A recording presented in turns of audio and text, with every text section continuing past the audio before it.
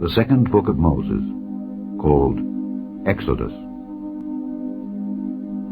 Chapter 1. Now these are the names of the children of Israel which came into Egypt. Every man and his household came with Jacob: Reuben, Simeon, Levi, and Judah; Issachar, Zebulun, and Benjamin; Dan, and Naphtali; Gad, and Asher. And all the souls that came out of the loins of Jacob were 70 souls, for Joseph was in Egypt already. And Joseph died, and all his brethren, and all that generation. And the children of Israel were fruitful, and increased abundantly, and multiplied, and waxed exceeding mighty, and the land was filled with them. Now there arose up a new king over Egypt, which knew not Joseph. And he said unto his people, Behold, the people of the children of Israel are more and mightier than we. Come on, let us deal wisely with them, lest they multiply, and it come to pass that when there falleth out any war, they join also unto our enemies, and fight against us, and so get them up out of the land. Therefore they did set over them taskmasters, to afflict them with their burdens. And they built for Pharaoh treasure cities, Pithom and Raamses. But the more they afflicted them, the more they multiplied and grew. And they were grieved because of the children of Israel. And the Egyptians made the children of Israel to serve with rigor, and they made their lives bitter with hard bondage, in mortar and in brick, and in all manner of service in the field. All their service wherein they made them serve was with rigor. And the king of Egypt spake to the Hebrew midwives, of which the name of the one was Shiphrah, and the name of the other Puah. And he said, When ye do the office of a midwife to the Hebrew women, and seat them upon the stools, if it be a son, then ye shall kill him. But if it be a daughter, then she shall live. But the midwives feared God, and did not as the king of Egypt commanded them, but saved the men children alive. And the king of Egypt called for the midwives, and said unto them, Why have ye done this thing, and have saved the men children alive? And the midwives said unto Pharaoh, Because the Hebrew women are not as the Egyptian women, for they are lively, and are delivered ere the midwives come in unto them. Therefore God dealt well with the midwives, and the people multiplied, and waxed very mighty. And it came to pass, because the midwives feared God, that he made them houses. And Pharaoh charged all his people, saying, Every son that is born ye shall cast into the river, and every daughter ye shall save alive. Chapter 2. And there went a man of the house of Levi, and took to wife a daughter of Levi. And the woman conceived, and bare a son. And when she saw him that he was a goodly child, she hid him 3 months. And when she could not longer hide him, she took for him an ark of bulrushes, and daubed it with slime and with pitch, and put the child therein, and she laid it in the flags by the river's brink. And his sister stood afar off, to wit what would be done to him. And the daughter of Pharaoh came down to wash herself at the river, and her maidens walked along by the river's side. And when she saw the ark among the flags, she sent her maid to fetch it. And when she had opened it, she saw the child, and behold, the babe wept. And she had compassion on him, and said, This is one of the Hebrews' children. Then said his sister to Pharaoh's daughter, Shall I go and call to thee a nurse of the Hebrew women, that she may nurse the child for thee? And Pharaoh's daughter said to her, Go. And the maid went, and called the child's mother. And Pharaoh's daughter said unto her, Take this child away, and nurse it for me, and I will give thee thy wages. And the woman took the child, and nursed it. And the child grew, and she brought him unto Pharaoh's daughter, and he became her son. And she called his name Moses. And she said, Because I drew him out of the water. And it came to pass in those days, when Moses was grown, that he went out unto his brethren, and looked on their burdens. And he spied an Egyptian smiting an Hebrew, one of his brethren. And he looked this way and that way, and when he saw that there was no man, he slew the Egyptian, and hid him in the sand. And when he went out the second day, behold, 2 men of the Hebrews strove together. And he said to him that did the wrong, Wherefore smitest thou thy fellow? And he said, Who made thee a prince and a judge over us? Intendest thou to kill me, as thou killedst the Egyptian? And Moses feared, and said, Surely this thing is known. when Pharaoh heard this thing, he sought to slay Moses. Moses fled from the face of Pharaoh and dwelt in the land of Midian, and he sat down by a well. Now the priest of Midian had 7 daughters, and they came and drew water and filled the troughs to water their father's flock. And the shepherds came and drove them away. But Moses stood up and helped them, and watered their flock. And when they came to Reuel, their father, he said, How is it that ye are come so soon today? And they said, An Egyptian delivered us out of the hand of the shepherds, and also drew water enough for us, and watered the flock. And he said unto his daughters, And where is he? Why is it that ye have left the man? Call him, that he may eat bread. And Moses was content to dwell with the man, and he gave Moses Zipporah his daughter, and she bare him a son, and he called his name Gershom, for he said, I have been a stranger in a strange land. And it came to pass, in process of time, that the king of Egypt died, and the children of Israel sighed by reason of the bondage, and they cried, and their cry came up unto God by reason of the bondage. And God heard their groaning, and God remembered his covenant with Abraham, with Isaac, and with Jacob. And God looked upon the children of Israel, and God had respect unto them. Chapter 3. Now Moses kept the flock of Jethro his father-in-law, the priest of Midian. And he led the flock to the backside of the desert, and came to the mountain of God, even to Horeb. And the angel of the Lord appeared unto him in a flame of fire out of the midst of a bush. And he looked, and behold, the bush burned with fire, and the bush was not consumed. And Moses said, I will now turn aside and see this great sight, why the bush is not burnt. And when the Lord saw that he turned aside to see, God called unto him out of the midst of the bush, and said, Moses, Moses. And he said, Here am I. And he said, Draw not nigh hither. Put off thy shoes from off thy feet, for the place whereon thou standest is holy ground. Moreover he said, I am the God of thy father, the God of Abraham, the God of Isaac, and the God of Jacob. And Moses hid his face, for he was afraid to look upon God.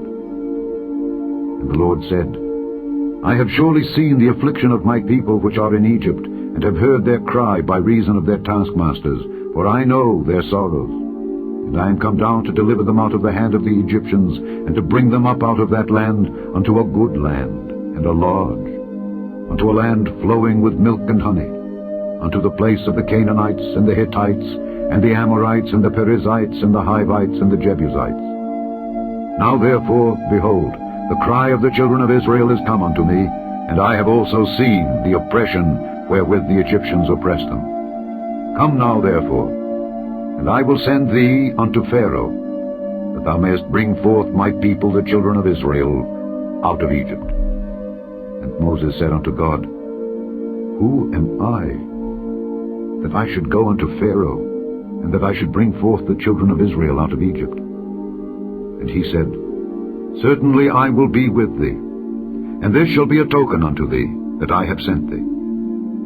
When thou hast brought forth the people out of Egypt, ye shall serve God upon this mountain. And Moses said unto God, Behold, when I come unto the children of Israel, and shall say unto them, The God of your fathers hath sent me unto you, and they shall say to me, What is his name? What shall I say unto them? And God said unto Moses, I am that I am. And he said, Thus shalt thou say unto the children of Israel, I am hath sent me unto you. And God said moreover unto Moses, Thus shalt thou say unto the children of Israel, The Lord God of your fathers, the God of Abraham, the God of Isaac, and the God of Jacob hath sent me unto you. This is my name forever, and this is my memorial unto all generations. Go and gather the elders of Israel together, and say unto them, The Lord God of your fathers, the God of Abraham, of Isaac, and of Jacob, appeared unto me, saying, I have surely visited you, and seen that which is done to you in Egypt. And I have said, I will bring you up out of the affliction of Egypt, unto the land of the Canaanites, and the Hittites, and the Amorites, and the Perizzites, and the Hivites, and the Jebusites, unto a land flowing with milk and honey. And they shall hearken to thy voice, and thou shalt come, thou and the elders of Israel, unto the king of Egypt. And ye shall say unto him, The Lord God of the Hebrews hath met with us. And now let us go, we beseech thee, 3 days' journey into the wilderness, that we may sacrifice to the Lord our God. And I am sure that the king of Egypt will not let you go, no, not by a mighty hand. And I will stretch out my hand, and smite Egypt with all my wonders, which I will do in the midst thereof. And after that he will let you go. And I will give this people favor in the sight of the Egyptians, and it shall come to pass that when ye go, ye shall not go empty. But every woman shall borrow of her neighbor, and of her that sojourneth in her house, jewels of silver, and jewels of gold, and raiment. And ye shall put them upon your sons, and upon your daughters, and ye shall spoil the Egyptians. Chapter 4. And Moses answered and said, But behold, they will not believe me, nor hearken unto my voice, for they will say, The Lord hath not appeared unto thee. And the Lord said unto him, What is that in thine hand? And he said, A rod. And he said, Cast it on the ground. And he cast it on the ground, and it became a serpent, and Moses fled from before it. And the Lord said unto Moses, Put forth thine hand, and take it by the tail. And he put forth his hand, and caught it, and it became a rod in his hand. That they may believe that the Lord God of their fathers, the God of Abraham, the God of Isaac, and the God of Jacob, hath appeared unto thee. And the Lord said furthermore unto him, Put now thine hand into thy bosom. And he put his hand into his bosom, and when he took it out, behold, his hand was leprous as snow. And he said, Put thine hand into thy bosom again. And he put his hand into his bosom again, and plucked it out of his bosom, and behold, it was turned again as his other flesh.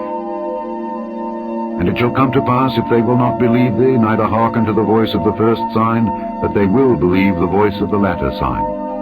And it shall come to pass, if they will not believe also these 2 signs, neither hearken unto thy voice, that thou shalt take of the water of the river, and pour it upon the dry land, and the water which thou takest out of the river shall become blood upon the dry land. And Moses said unto the Lord, O my Lord, I am not eloquent, neither heretofore, nor since thou hast spoken unto thy servant. But I am slow of speech, and of a slow tongue. And the Lord said unto him, Who hath made man's mouth? Or who maketh the dumb, or deaf, or the seeing, or the blind? Have not I, the Lord? Now therefore go, and I will be thy mouth, and teach thee what thou shalt say. And he said, O my Lord, send, I pray thee, by the hand of him whom thou wilt send. And the anger of the Lord was kindled against Moses, and he said, Is not Aaron the Levite thy brother? I know that he can speak well. And also, behold, he cometh forth to meet thee. And when he seeth thee, he will be glad in his heart. And thou shalt speak unto him, and put words in his mouth, and I will be with thy mouth and with his mouth, and will teach you what ye shall do. And he shall be thy spokesman unto the people. And he shall be, even he, shall be to thee instead of a mouth, and thou shalt be to him instead of God. And thou shalt take this rod in thine hand, wherewith thou shalt do signs. And Moses went and returned to Jethro his father-in-law, and said unto him, Let me go, I pray thee, and return unto my brethren which are in Egypt, and see whether they be yet alive. And Jethro said to Moses, Go in peace. And the Lord said unto Moses in Midian, Go, return into Egypt, for all the men are dead which sought thy life. And Moses took his wife and his sons, and set them upon an ass, and he returned to the land of Egypt. And Moses took the rod of God in his hand. And the Lord said unto Moses, When thou goest to return into Egypt, see that thou do all those wonders before Pharaoh which I have put in thine hand. But I will harden his heart, that he shall not let the people go. And thou shalt say unto Pharaoh, Thus saith the Lord, Israel is my son, even my firstborn. And I say unto thee, Let my son go, that he may serve me. And if thou refuse to let him go, behold, I will slay thy son, even thy firstborn. And it came to pass by the way in the inn, that the Lord met him, and sought to kill him. Then Zipporah took a sharp stone, and cut off the foreskin of her son, and cast it at his feet, and said, Surely a bloody husband art thou to me. So he let him go. Then she said, A bloody husband thou art because of the circumcision. And the Lord said to Aaron, Go into the wilderness to meet Moses. And he went, and met him in the mount of God, and kissed him. And Moses told Aaron all the words of the Lord who had sent him, and all the signs which he had commanded him. And Moses and Aaron went and gathered together all the elders of the children of Israel. And Aaron spake all the words which the Lord had spoken unto Moses, and did the signs in the sight of the people. And the people believed. And when they heard that the Lord had visited the children of Israel, and that he had looked upon their affliction, then they bowed their heads and worshipped. Chapter 5. And afterward Moses and Aaron went in and told Pharaoh, Thus saith the Lord God of Israel, Let my people go, that they may hold a feast unto me in the wilderness. And Pharaoh said, Who is the Lord, that I should obey his voice to let Israel go? I know not the Lord, neither will I let Israel go. And they said, The God of the Hebrews hath met with us. Let us go, we pray thee, 3 days' journey into the desert, and sacrifice unto the Lord our God, lest he fall upon us with pestilence, or with the sword. And the king of Egypt said unto them, Wherefore do ye, Moses and Aaron, let the people from their works? Get you unto your burdens.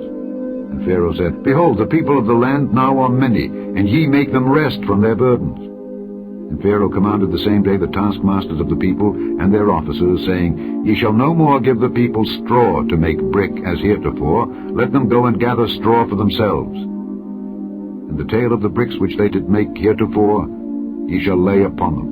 Ye shall not diminish aught thereof, for they be idle.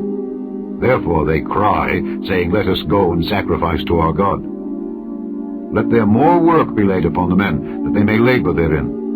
And let them not regard vain words. And the taskmasters of the people went out, and their officers, and they spake to the people, saying, Thus saith Pharaoh, I will not give you straw. Go ye, get you straw where ye can find it. Yet not aught of your work shall be diminished. So the people were scattered abroad throughout all the land of Egypt to gather stubble instead of straw. And the taskmasters hasted them, saying, Fulfill your works, your daily tasks, as when there was straw. And the officers of the children of Israel, which Pharaoh's taskmasters had set over them, were beaten, and demanded, Wherefore have ye not fulfilled your task in making brick both yesterday and today as heretofore? Then the officers of the children of Israel came and cried unto Pharaoh, saying, Wherefore dealest thou thus with thy servants? There is no straw given unto thy servants, and they say to us, Make brick, and behold, thy servants are beaten. But the fault is in thine own people. But he said, Ye are idle. Ye are idle. Therefore ye say, Let us go and do sacrifice to the Lord. Go therefore now and work, for there shall no straw be given you, yet shall ye deliver the tale of bricks. And the officers of the children of Israel did see that they were in evil case after it was said, Ye shall not diminish aught from your bricks of your daily task. And they met Moses and Aaron, who stood in the way as they came forth from Pharaoh, and they said unto them, The Lord look upon you and judge, because ye have made our savor to be abhorred in the eyes of Pharaoh and in the eyes of his servants, to put a sword in their hand to slay us. And Moses returned unto the Lord and said, Lord, wherefore hast thou so evil entreated this people? Why is it that thou hast sent me? For since I came to Pharaoh to speak in thy name, he hath done evil to this people, neither hast thou delivered thy people at all.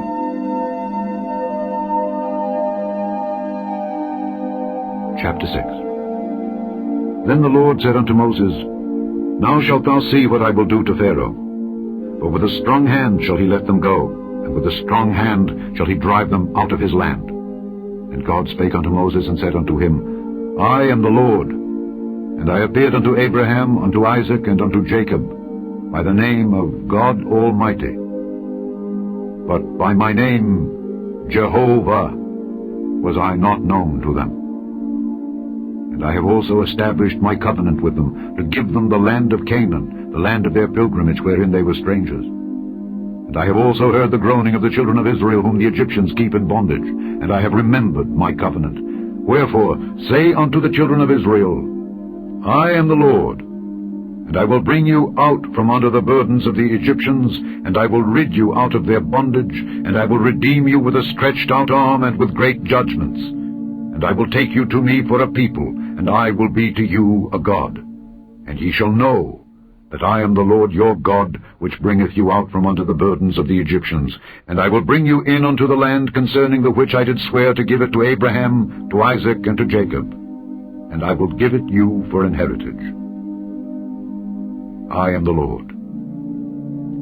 And Moses spake so unto the children of Israel, but they hearkened not unto Moses for anguish of spirit, and for cruel bondage. And the Lord spake unto Moses, saying, Go in, speak unto Pharaoh king of Egypt, that he let the children of Israel go out of his land. And Moses spake before the Lord, saying, Behold, the children of Israel have not hearkened unto me. How then shall Pharaoh hear me, who am of uncircumcised lips? And the Lord spake unto Moses and unto Aaron, and gave them a charge unto the children of Israel, and unto Pharaoh king of Egypt, to bring the children of Israel out of the land of Egypt. These be the heads of their fathers' houses. The sons of Reuben, the firstborn of Israel, Enoch, and Palu, Hezron, and Carmi. These be the families of Reuben. And the sons of Simeon, Jemuel, and Jamin, and Ohad, and Jachin, and Zohar, and Shael, the son of a Canaanitish woman. These are the families of Simeon. And these are the names of the sons of Levi according to their generations, Gershon, and Kohath, and Merari. And the years of the life of Levi were 137 years. The sons of Gershon, Libni, and Shimei according to their families. And the sons of Kohath, Amram, and Izhar, and Hebron, and Uzziel. And the years of the life of Kohath were 133 years. And the sons of Merari, Mahali, and Mushi. These are the families of Levi according to their generations. And Amram took him Jochebed, his father's sister, to wife, and she bare him Aaron and Moses. And the years of the life of Amram were 137 years. And the sons of Izhar, Korah, and Nepheg, and Zikri. And the sons of Uzziel, Mishael, and Elzaphan, and Zithri. And Aaron took him Elisheba, daughter of Amminadab, sister of Naashon, to wife, and she bare him Nadab, and Abihu, Eleazar, and Ithamar. And the sons of Korah, Asher, and Elkanah, and Abiasaph. These are the families of the Korahites. And Eleazar, Aaron's son, took him one of the daughters of Putiel to wife, and she bare him Phinehas. These are the heads of the fathers of the Levites according to their families. These are that Aaron and Moses, to whom the Lord said, Bring out the children of Israel from the land of Egypt according to their armies. These are they which spake to Pharaoh king of Egypt, to bring out the children of Israel from Egypt. These are that Moses and Aaron. And it came to pass on the day when the Lord spake unto Moses in the land of Egypt, that the Lord spake unto Moses, saying, I am the Lord, speak thou unto Pharaoh king of Egypt all that I say unto thee. And Moses said before the Lord, Behold, I am of uncircumcised lips, and how shall Pharaoh hearken unto me? Chapter 7. And the Lord said unto Moses, See, I have made thee a god to Pharaoh, and Aaron thy brother shall be thy prophet. Thou shalt speak all that I command thee, and Aaron thy brother shall speak unto Pharaoh, that he send the children of Israel out of his land. And I will harden Pharaoh's heart, and multiply my signs and my wonders in the land of Egypt. But Pharaoh shall not hearken unto you, that I may lay my hand upon Egypt, and bring forth mine armies and my people, the children of Israel, out of the land of Egypt by great judgments. And the Egyptians shall know that I am the Lord, when I stretch forth mine hand upon Egypt, and bring out the children of Israel from among them. And Moses and Aaron did as the Lord commanded them. So did they. And Moses was 80 years old, and Aaron 83 years old, when they spake unto Pharaoh. And the Lord spake unto Moses and unto Aaron, saying, When Pharaoh shall speak unto you, saying, Show a miracle for you, then thou shalt say unto Aaron, Take thy rod, and cast it before Pharaoh, and it shall become a serpent. And Moses and Aaron went in unto Pharaoh, and they did so as the Lord had commanded. And Aaron cast down his rod before Pharaoh and before his servants, and it became a serpent. Then Pharaoh also called the wise men and the sorcerers. Now the magicians of Egypt, they also did in like manner with their enchantments, for they cast down every man his rod, and they became serpents. But Aaron's rod swallowed up their rods. And he hardened Pharaoh's heart, that he hearkened not unto them, as the Lord had said. And the Lord said unto Moses, Pharaoh's heart is hardened, he refuseth to let the people go. Get thee unto Pharaoh in the morning.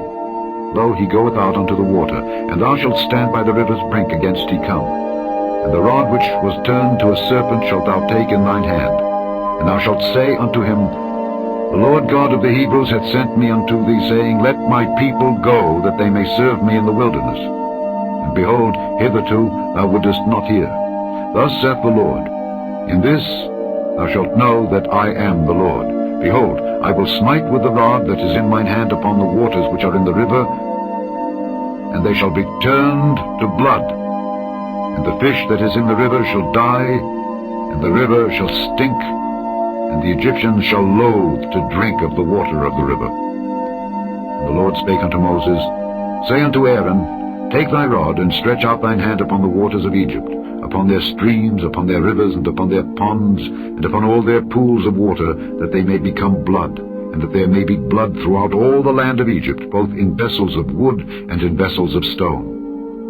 And Moses and Aaron did so as the Lord commanded. And he lifted up the rod, and smote the waters that were in the river, in the sight of Pharaoh and in the sight of his servants, and all the waters that were in the river were turned to blood. And the fish that was in the river died, and the river stank, and the Egyptians could not drink of the water of the river, and there was blood throughout all the land of Egypt. And the magicians of Egypt did so with their enchantments. And Pharaoh's heart was hardened, neither did he hearken unto them, as the Lord had said. And Pharaoh turned and went into his house, neither did he set his heart to this also. And all the Egyptians digged round about the river for water to drink, for they could not drink of the water of the river. And 7 days were fulfilled after that the Lord had smitten the river. Chapter 8.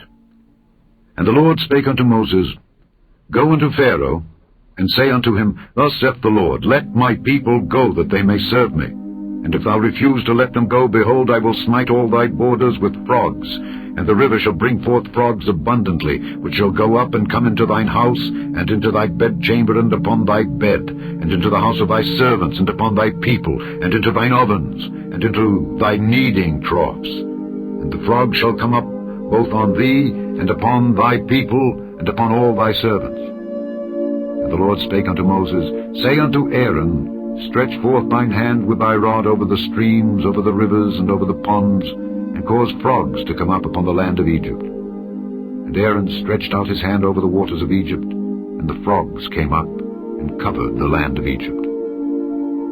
And the magicians did so with their enchantments, and brought up frogs upon the land of Egypt.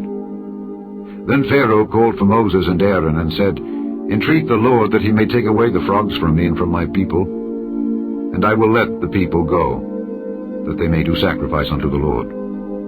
And Moses said unto Pharaoh, Glory over me. When shall I entreat for thee and for thy servants and for thy people, to destroy the frogs from thee and thy houses, that they may remain in the river only? And he said, Tomorrow.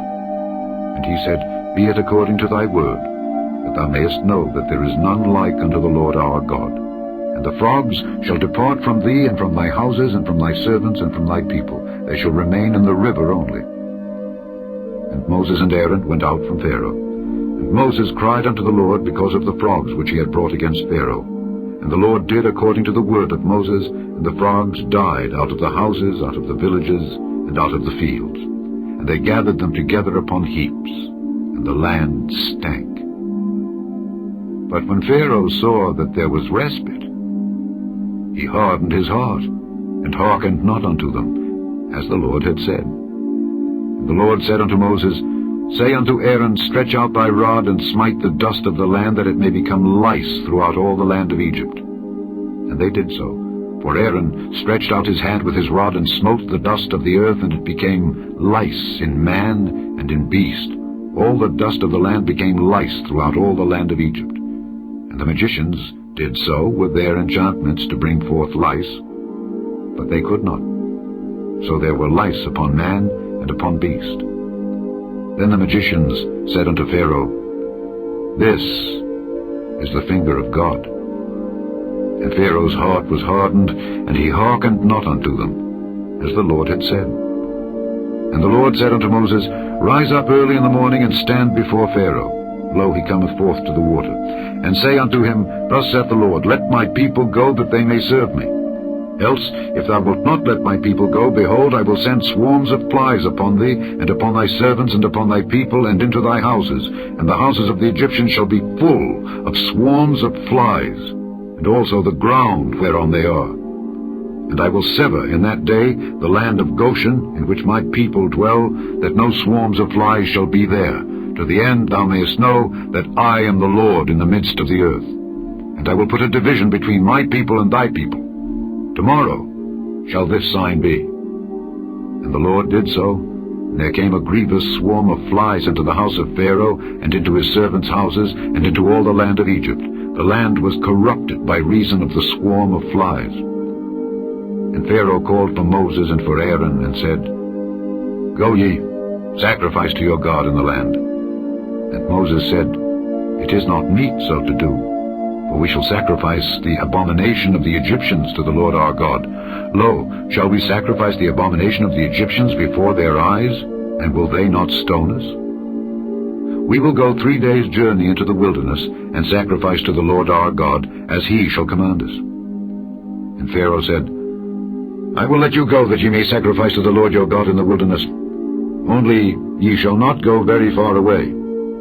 Entreat for me. And Moses said, Behold, I go out from thee, and I will entreat the Lord that the swarms of flies may depart from Pharaoh, from his servants, and from his people tomorrow. But let not Pharaoh deal deceitfully any more in not letting the people go to sacrifice to the Lord. And Moses went out from Pharaoh, and entreated the Lord. And the Lord did according to the word of Moses, and he removed the swarms of flies from Pharaoh, from his servants, and from his people. There remained not one. And Pharaoh hardened his heart at this time also, neither would he let the people go. Chapter 9. Then the Lord said unto Moses, Go in unto Pharaoh, and tell him, Thus saith the Lord God of the Hebrews, Let my people go, that they may serve me. For if thou refuse to let them go, and wilt hold them still, behold, the hand of the Lord is upon thy cattle which is in the field, upon the horses, upon the asses, upon the camels, upon the oxen, and upon the sheep. There shall be a very grievous murrain. And the Lord shall sever between the cattle of Israel and the cattle of Egypt, and there shall nothing die of all that is the children's of Israel. And the Lord appointed a set time, saying, Tomorrow the Lord shall do this thing in the land. And the Lord did that thing on the morrow, and all the cattle of Egypt died, but of the cattle of the children of Israel died not one. And Pharaoh sent, and behold, there was not one of the cattle of the Israelites dead. And the heart of Pharaoh was hardened, and he did not let the people go. And the Lord said unto Moses and unto Aaron, Take to you handfuls of ashes of the furnace, and let Moses sprinkle it toward the heaven in the sight of Pharaoh, and it shall become small dust in all the land of Egypt, and shall be a boil breaking forth with blains upon man and upon beast throughout all the land of Egypt. And they took ashes of the furnace and stood before Pharaoh, and Moses sprinkled it up toward the heaven, and it became a boil breaking forth with blains upon man and upon beast. And the magicians could not stand before Moses because of the boils, for the boil was upon the magicians and upon all the Egyptians. And the Lord hardened the heart of Pharaoh, and he hearkened not unto them, as the Lord had spoken unto Moses. And the Lord said unto Moses, Rise up early in the morning, and stand before Pharaoh, and say unto him, Thus saith the Lord God of the Hebrews, Let my people go, that they may serve me. For I will at this time send all my plagues upon thine heart, and upon thy servants, and upon thy people, that thou mayest know that there is none like me in all the earth. For now I will stretch out my hand, that I may smite thee and thy people with pestilence, and thou shalt be cut off from the earth. And in very deed, for this cause have I raised thee up, for to show in thee my power, and that my name may be declared throughout all the earth. As yet exaltest thou thyself against my people, that thou wilt not let them go? Behold, tomorrow, about this time, I will cause it to rain a very grievous hail, such as hath not been in Egypt since the foundation thereof, even until now. Send therefore now, and gather thy cattle and all that thou hast in the field, for upon every man and beast which shall be found in the field, and shall not be brought home, the hail shall come down upon them, and they shall die.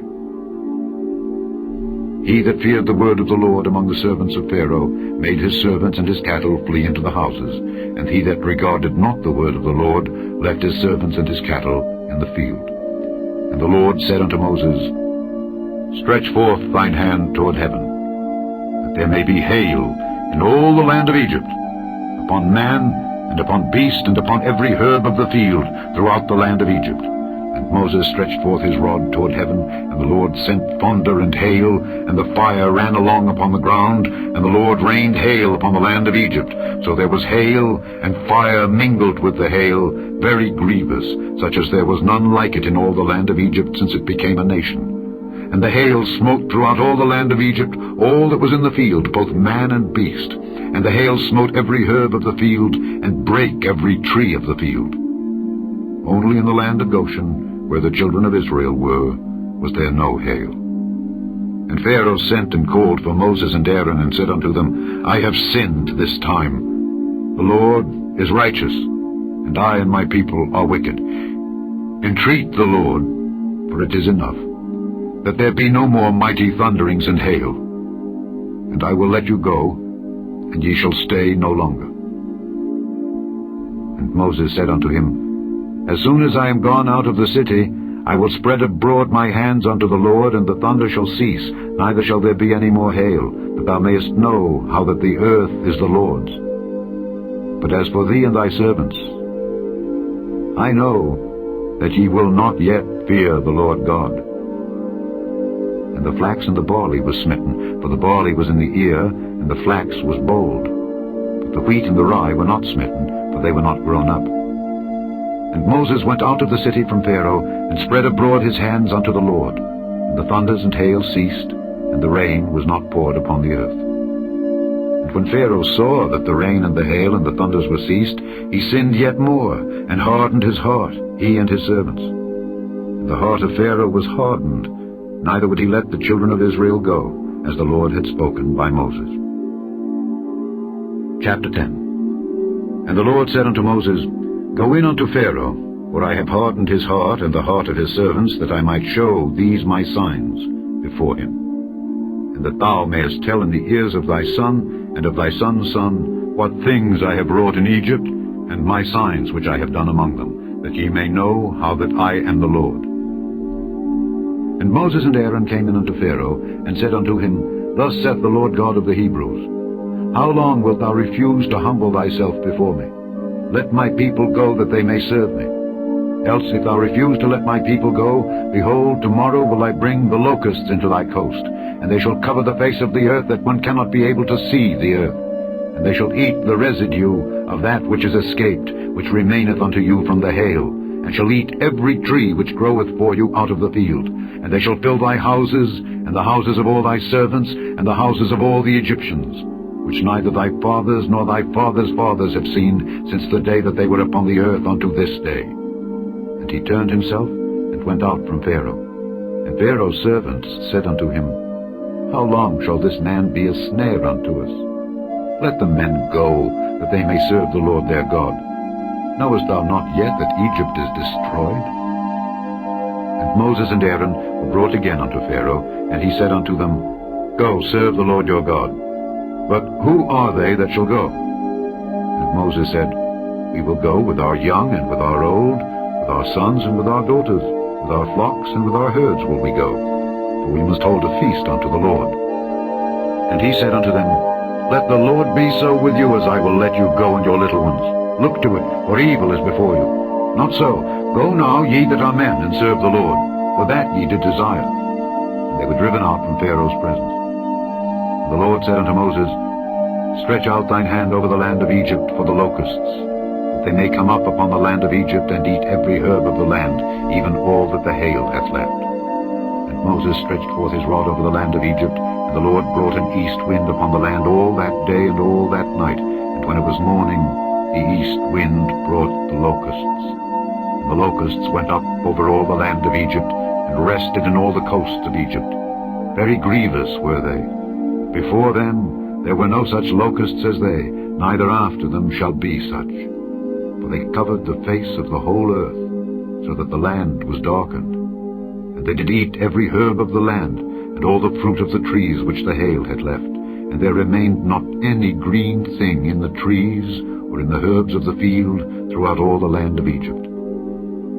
Then Pharaoh called for Moses and Aaron in haste, and he said, I have sinned against the Lord your God and against you. Now therefore forgive, I pray thee, my sin, only this once, and entreat the Lord your God that he may take away from me this death only. And he went out from Pharaoh and entreated the Lord. And the Lord turned a mighty strong west wind, which took away the locusts, and cast them into the Red Sea. There remained not one locust in all the coasts of Egypt.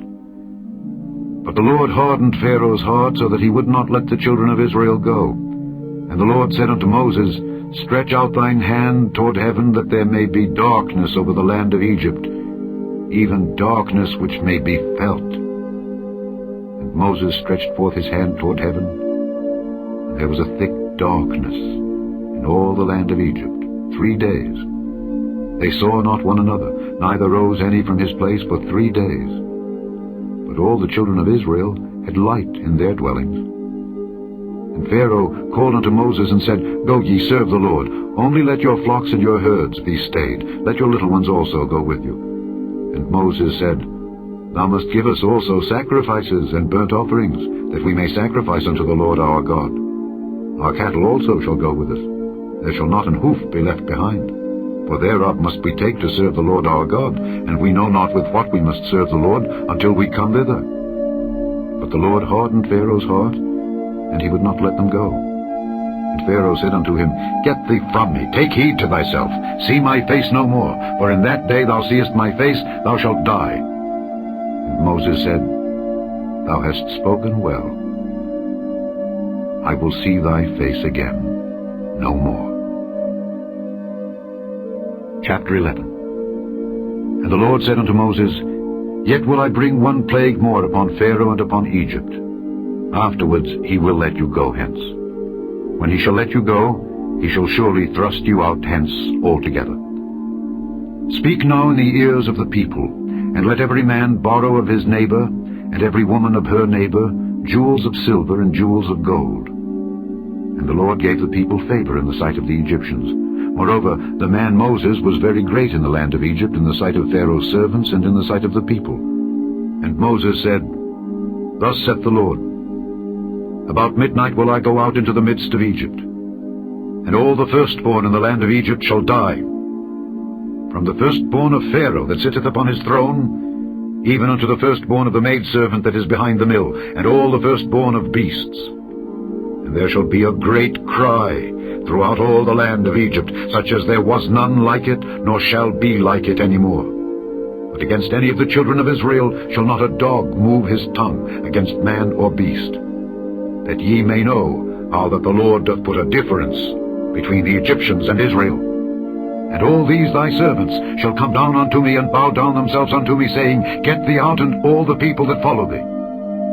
And after that I will go out. And he went out from Pharaoh in a great anger. And the Lord said unto Moses, Pharaoh shall not hearken unto you, that my wonders may be multiplied in the land of Egypt. And Moses and Aaron did all these wonders before Pharaoh. And the Lord hardened Pharaoh's heart, so that he would not let the children of Israel go out of his land. Chapter 12. And the Lord spake unto Moses and Aaron in the land of Egypt, saying, This month shall be unto you the beginning of months. It shall be the first month of the year to you. Speak ye unto all the congregation of Israel, saying, In the 10th day of this month they shall take to them every man a lamb, according to the house of their fathers, a lamb for an house. And if the household be too little for the lamb, let him and his neighbor next unto his house take it according to the number of the souls. Every man according to his eating shall make your count for the lamb. Your lamb shall be without blemish, a male of the first year. Ye shall take it out from the sheep or from the goats. And ye shall keep it up until the 14th day of the same month. And the whole assembly of the congregation of Israel shall kill it in the evening. And they shall take of the blood, and strike it on the 2 side posts, and on the upper doorpost of the houses wherein they shall eat it. And they shall eat the flesh in that night, roast with fire, and unleavened bread, and with bitter herbs they shall eat it. Eat not of it raw, nor sodden at all with water, but roast with fire, his head with his legs, and with the purtenance thereof. And ye shall let nothing of it remain until the morning. And that which remaineth of it until the morning ye shall burn with fire. And thus shall ye eat it, with your loins girded, your shoes on your feet, and your staff in your hand. And ye shall eat it in haste. It is the Lord's Passover. For I will pass through the land of Egypt this night, and will smite all the firstborn in the land of Egypt, both man and beast, and against all the gods of Egypt I will execute judgment. I am the Lord. And the blood shall be to you for a token upon the houses where ye are. And when I see the blood, I will pass over you, and the plague shall not be upon you to destroy you when I smite the land of Egypt. And this day shall be unto you for a memorial, and ye shall keep it a feast to the Lord throughout your generations. Ye shall keep it a feast by an ordinance forever. 7 days shall ye eat unleavened bread. Even the first day ye shall put away leaven out of your houses. Whosoever eateth leavened bread from the first day until the 7th day, that soul shall be cut off from Israel. And in the first day there shall be an holy convocation, and in the 7th day there shall be an holy convocation to you. No manner of work shall be done in them, save that which every man must eat, that only may be done of you. And ye shall observe the feast of unleavened bread. For in this selfsame day have I brought your armies out of the land of Egypt. Therefore shall ye observe this day in your generations by an ordinance forever. In the 1st month, on the 14th day of the month, at even, ye shall eat unleavened bread, until the 21st day of the month at even. 7 days shall there be no leaven found in your houses, for whosoever eateth that which is leavened, even that soul shall be cut off from the congregation of Israel, whether he be a stranger or born in the land. Ye shall eat nothing leavened. In all your habitations shall ye eat unleavened bread. Then Moses called for all the elders of Israel, and said unto them, Draw out and take you a lamb according to your families, and kill the Passover. And ye shall take a bunch of hyssop, and dip it in the blood that is in the basin, and strike the lintel and the 2 side posts with the blood that is in the basin. And none of you shall go out at the door of his house until the morning. For the Lord will pass through to smite the Egyptians. And when he seeth the blood upon the lintel and on the 2 side posts, the Lord will pass over the door, and will not suffer the destroyer to come in unto your houses to smite you. And ye shall observe this thing for an ordinance to thee and to thy sons forever. And it shall come to pass, when ye be come to the land which the Lord will give you, according as he hath promised, that ye shall keep this service. And it shall come to pass, when your children shall say unto you, What mean ye by this service? That ye shall say, It is the sacrifice of the Lord's Passover, who passed over the houses of the children of Israel in Egypt, when he smote the Egyptians and delivered our houses. And the people bowed the head and worshipped. And the children of Israel went away, and did as the Lord had commanded Moses and Aaron. So did they. And it came to pass that at midnight the Lord smote all the firstborn in the land of Egypt, from the firstborn of Pharaoh that sat on his throne, unto the firstborn of the captive that was in the dungeon, and all the firstborn of cattle. And Pharaoh rose up in the night, he and all his servants and all the Egyptians, and there was a great cry in Egypt, for there was not a house where there was not one dead. And he called for Moses and Aaron by night, and said, Rise up and get you forth from among my people, both ye and the children of Israel, and go, serve the Lord as ye have said. Also take your flocks and your herds as ye have said, and be gone, and bless me also. And the Egyptians were urgent upon the people that they might send them out of the land in haste, for they said, We be all dead men. And the people took their dough before it was leavened, their kneading troughs being bound up in their clothes upon their shoulders. And the children of Israel did according to the word of Moses. And they borrowed of the Egyptians jewels of silver and jewels of gold and raiment. And the Lord gave the people favor in the sight of the Egyptians, so that they lent unto them such things as they required. And they spoiled the Egyptians. And the children of Israel journeyed from Ramesses to Succoth, about 600,000 on foot that were men, beside children. And a mixed multitude went up also with them, and flocks and herds, even very much cattle. And they baked unleavened cakes of the dough which they brought forth out of Egypt, for it was not leavened, because they were thrust out of Egypt, and could not tarry, neither had they prepared for themselves any victual. Now the sojourning of the children of Israel who dwelt in Egypt was 430 years. And it came to pass at the end of the 430 years, even the selfsame day it came to pass, that all the hosts of the Lord went out from the land of Egypt. It is a night to be much observed unto the Lord, for bringing them out from the land of Egypt. This is that night of the Lord, to be observed of all the children of Israel in their generations. And the Lord said unto Moses and Aaron, This is the ordinance of the Passover. There shall no stranger eat thereof. But every man's servant that is bought for money, when thou hast circumcised him, then shall he eat thereof. A foreigner and an hired servant shall not eat thereof. In one house shall it be eaten. Thou shalt not carry forth aught of the flesh abroad out of the house, neither shall ye break a bone thereof. All the congregation of Israel shall keep it. And when a stranger shall sojourn with thee, and will keep the Passover to the Lord, let all his males be circumcised, and then let him come near and keep it. And he shall be as one that is born in the land. For no uncircumcised person shall eat thereof. One law shall be to him that is homeborn, and unto the stranger that sojourneth among you. Thus did all the children of Israel, as the Lord commanded Moses and Aaron, so did they. And it came to pass the selfsame day, that the Lord did bring the children of Israel out of the land of Egypt by their armies.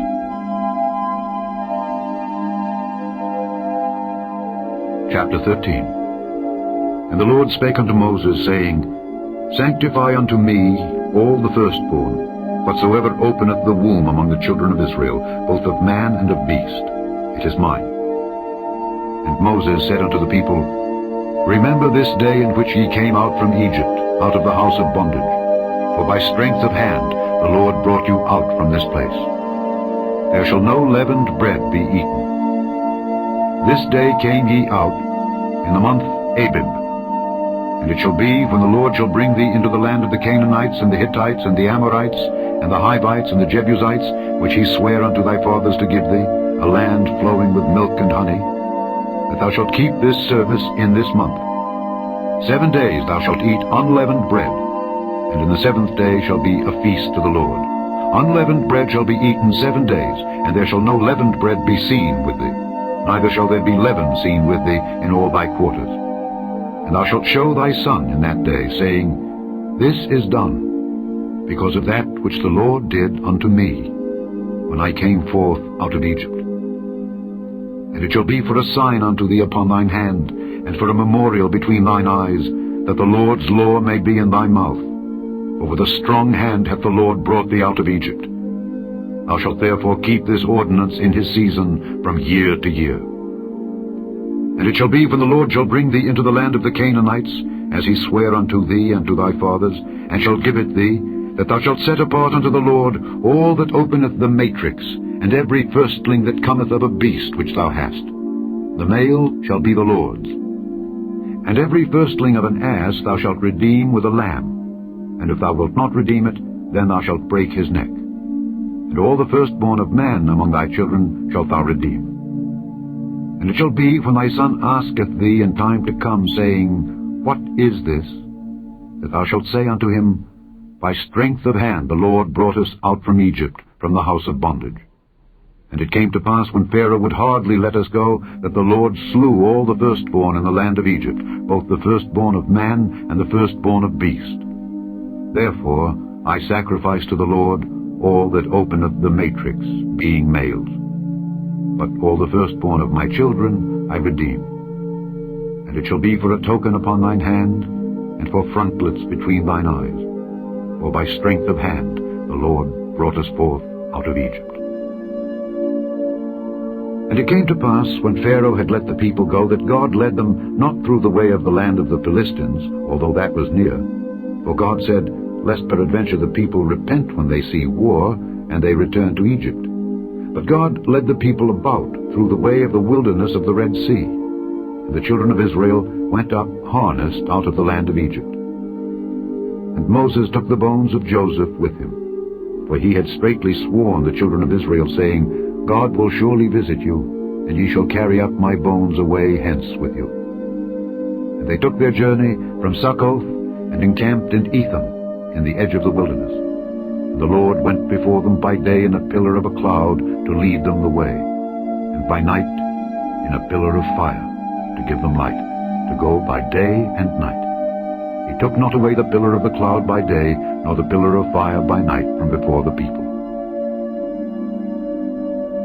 Chapter 14. And the Lord spake unto Moses, saying, Speak unto the children of Israel, that they turn and encamp before Pi-hahiroth, between Migdol and the sea, over against Baal-zephon. Before it shall ye encamp by the sea. For Pharaoh will say of the children of Israel, They are entangled in the land, the wilderness hath shut them in. And I will harden Pharaoh's heart, that he shall follow after them. And I will be honored upon Pharaoh and upon all his host, that the Egyptians may know that I am the Lord. And they did so. And it was told the king of Egypt that the people fled, and the heart of Pharaoh and of his servants was turned against the people, and they said, Why have we done this, that we have let Israel go from serving us? And he made ready his chariot, and took his people with him. And he took 600 chosen chariots, and all the chariots of Egypt, and captains over every one of them.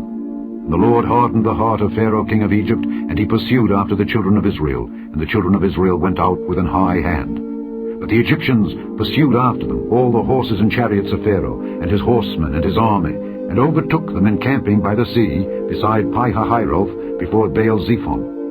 And when Pharaoh drew nigh, the children of Israel lifted up their eyes, and behold, the Egyptians marched after them, and they were sore afraid. And the children of Israel cried out unto the Lord. And they said unto Moses, Because there were no graves in Egypt, hast thou taken us away to die in the wilderness? Wherefore hast thou dealt thus with us, to carry us forth out of Egypt? Is not this the word that we did tell thee in Egypt, saying, Let us alone, that we may serve the Egyptians? For it had been better for us to serve the Egyptians, than that we should die in the wilderness. And Moses said unto the people, Fear ye not, stand still, and see the salvation of the Lord, which he will show to you today. For the Egyptians whom ye have seen today, ye shall see them again no more forever. The Lord shall fight for you, and ye shall hold your peace. And the Lord said unto Moses, Wherefore criest thou unto me? Speak unto the children of Israel, that they go forward. But lift thou up thy rod, and stretch out thine hand over the sea, and divide it. And the children of Israel shall go on dry ground through the midst of the sea. And I, behold, I will harden the hearts of the Egyptians, and they shall follow them. And I will get me honor upon Pharaoh and upon all his host, upon his chariots and upon his horsemen. And the Egyptians shall know that I am the Lord, when I have gotten me honor upon Pharaoh, upon his chariots, and upon his horsemen. And the angel of God, which went before the camp of Israel, removed and went behind them. And the pillar of the cloud went from before their face, and stood behind them. And it came between the camp of the Egyptians and the camp of Israel. And it was a cloud and darkness to them, but it gave light by night to these, so that the one came not near the other all the night. And Moses stretched out his hand over the sea, and the Lord caused the sea to go back by a strong east wind all that night, and made the sea dry land, and the waters were divided. And the children of Israel went into the midst of the sea upon the dry ground. And the waters were a wall unto them on their right hand and on their left. And the Egyptians pursued, and went in after them to the midst of the sea, even all Pharaoh's horses, his chariots, and his horsemen. And it came to pass that in the morning watch the Lord looked unto the host of the Egyptians through the pillar of fire and of the cloud, and troubled the host of the Egyptians, and took off their chariot wheels, that they drave them heavily, so that the Egyptians said, Let us flee from the face of Israel, for the Lord fighteth for them against the Egyptians. And the Lord said unto Moses, Stretch out thine hand over the sea, that the waters may come again upon the Egyptians, upon their chariots and upon their horsemen. And Moses stretched forth his hand over the sea, and the sea returned to his strength when the morning appeared, and the Egyptians fled against it. And the Lord overthrew the Egyptians in the midst of the sea, and the waters returned and covered the chariots and the horsemen, and all the host of Pharaoh that came into the sea after them. There remained not so much as one of them. But the children of Israel walked upon dry land in the midst of the sea, and the waters were a wall unto them on their right hand and on their left. Thus the Lord saved Israel that day out of the hand of the Egyptians. And Israel saw the Egyptians dead upon the seashore. And Israel saw that great work which the Lord did upon the Egyptians, and the people feared the Lord and believed the Lord and his servant Moses. Chapter 15. Then sang Moses and the children of Israel this song unto the Lord, and spake, saying, I will sing unto the Lord, for he hath triumphed gloriously. The horse and his rider hath he thrown into the sea. The Lord is my strength and song, and he is become my salvation. He is my God, and I will prepare him an habitation, my father's God, and I will exalt him. The Lord is a man of war. The Lord is his name.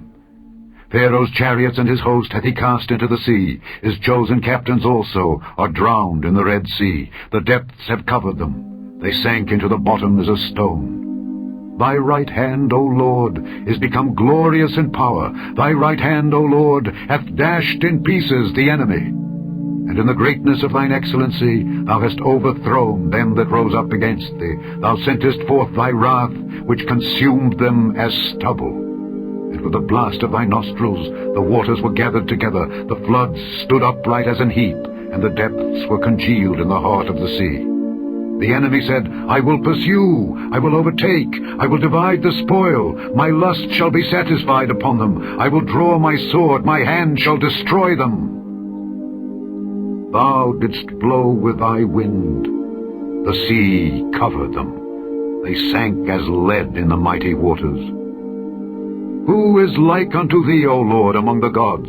Who is like thee, glorious in holiness, fearful in praises, doing wonders? Thou stretchedst out thy right hand, the earth swallowed them. Thou in thy mercy hast led forth the people which thou hast redeemed. Thou hast guided them in thy strength unto thy holy habitation. The people shall hear and be afraid. Sorrow shall take hold on the inhabitants of Palestina. Then the dukes of Edom shall be amazed. The mighty men of Moab, trembling, shall take hold upon them. All the inhabitants of Canaan shall melt away. Fear and dread shall fall upon them. By the greatness of thine arm they shall be as still as a stone. Till thy people pass over, O Lord, till the people pass over which thou hast purchased. Thou shalt bring them in, and plant them in the mountain of thine inheritance, in the place, O Lord, which thou hast made for thee to dwell in the sanctuary, O Lord, which thy hands have established. The Lord shall reign forever and ever. For the horse of Pharaoh went in with his chariots and with his horsemen into the sea, and the Lord brought again the waters of the sea upon them. But the children of Israel went on dry land in the midst of the sea. And Miriam the prophetess, the sister of Aaron, took a timbrel in her hand, and all the women went out after her with timbrels and with dances. And Miriam answered them, Sing ye to the Lord, for he hath triumphed gloriously. The horse and his rider hath he thrown into the sea. So Moses brought Israel from the Red Sea, and they went out into the wilderness of Shur. And they went 3 days in the wilderness, and found no water. And when they came to Merah, they could not drink of the waters of Merah, for they were bitter. Therefore the name of it was called Merah. And the people murmured against Moses, saying, What shall we drink? And he cried unto the Lord, and the Lord showed him a tree, which when he had cast into the waters were made sweet. There he made for them a statute and an ordinance, and there he proved them, and said, If thou wilt diligently hearken to the voice of the Lord thy God, and wilt do that which is right in his sight, and wilt give ear to his commandments, and keep all his statutes, I will put none of these diseases upon thee, which I have brought upon the Egyptians. For I am the Lord that healeth thee. And they came to Elim, where were 12 wells of water, and 70 palm trees, and they encamped there by the waters. Chapter 16. And they took their journey from Elim, and all the congregation of the children of Israel came unto the wilderness of Sin, which is between Elim and Sinai, on the 15th day of the 2nd month after their departing out of the land of Egypt. And the whole congregation of the children of Israel murmured against Moses and Aaron in the wilderness. And the children of Israel said unto them, Would to God we had died by the hand of the Lord in the land of Egypt, when we sat by the flesh pots, and when we did eat bread to the full. For ye have brought us forth into this wilderness, to kill this whole assembly with hunger. Then said the Lord unto Moses, Behold, I will rain bread from heaven for you, and the people shall go out and gather a certain rate every day, that I may prove them whether they will walk in my law or no. And it shall come to pass that on the 6th day they shall prepare that which they bring in, and it shall be twice as much as they gather daily. And Moses and Aaron said unto all the children of Israel, At even then ye shall know that the Lord hath brought you out from the land of Egypt. And in the morning then ye shall see the glory of the Lord, for that he heareth your murmurings against the Lord. And what are we, that ye murmur against us? And Moses said, This shall be, when the Lord shall give you in the evening flesh to eat, and in the morning bread to the full, for that the Lord heareth your murmurings which ye murmur against him. And what are we? Your murmurings are not against us, but against the Lord. And Moses spake unto Aaron, Say unto all the congregation of the children of Israel, Come near before the Lord, for he hath heard your murmurings. And it came to pass, as Aaron spake unto the whole congregation of the children of Israel, that they looked toward the wilderness, and behold, the glory of the Lord appeared in the cloud. And the Lord spake unto Moses, saying, I have heard the murmurings of the children of Israel. Speak unto them, saying, At even ye shall eat flesh, and in the morning ye shall be filled with bread, and ye shall know that I am the Lord your God. And it came to pass that at even the quails came up and covered the camp. And in the morning the dew lay round about the host. And when the dew that lay was gone up, behold, upon the face of the wilderness there lay a small round thing, as small as the hoarfrost on the ground. And when the children of Israel saw it, they said one to another, It is manna, for they wist not what it was. And Moses said unto them, This is the bread which the Lord hath given you to eat. This is the thing which the Lord hath commanded. Gather of it every man according to his eating, an omer for every man according to the number of your persons. Take ye every man for them which are in his tents. And the children of Israel did so, and gathered, some more, some less. And when they did meet it with an omer, he that gathered much had nothing over, and he that gathered little had no lack. They gathered every man according to his eating. And Moses said, Let no man leave of it till the morning. Notwithstanding, they hearkened not unto Moses, but some of them left of it until the morning. And it bred worms, and stank, and Moses was wroth with them. And they gathered it every morning, every man according to his eating. And when the sun waxed hot, it melted. And it came to pass that on the 6th day they gathered twice as much bread, 2 omers for one man.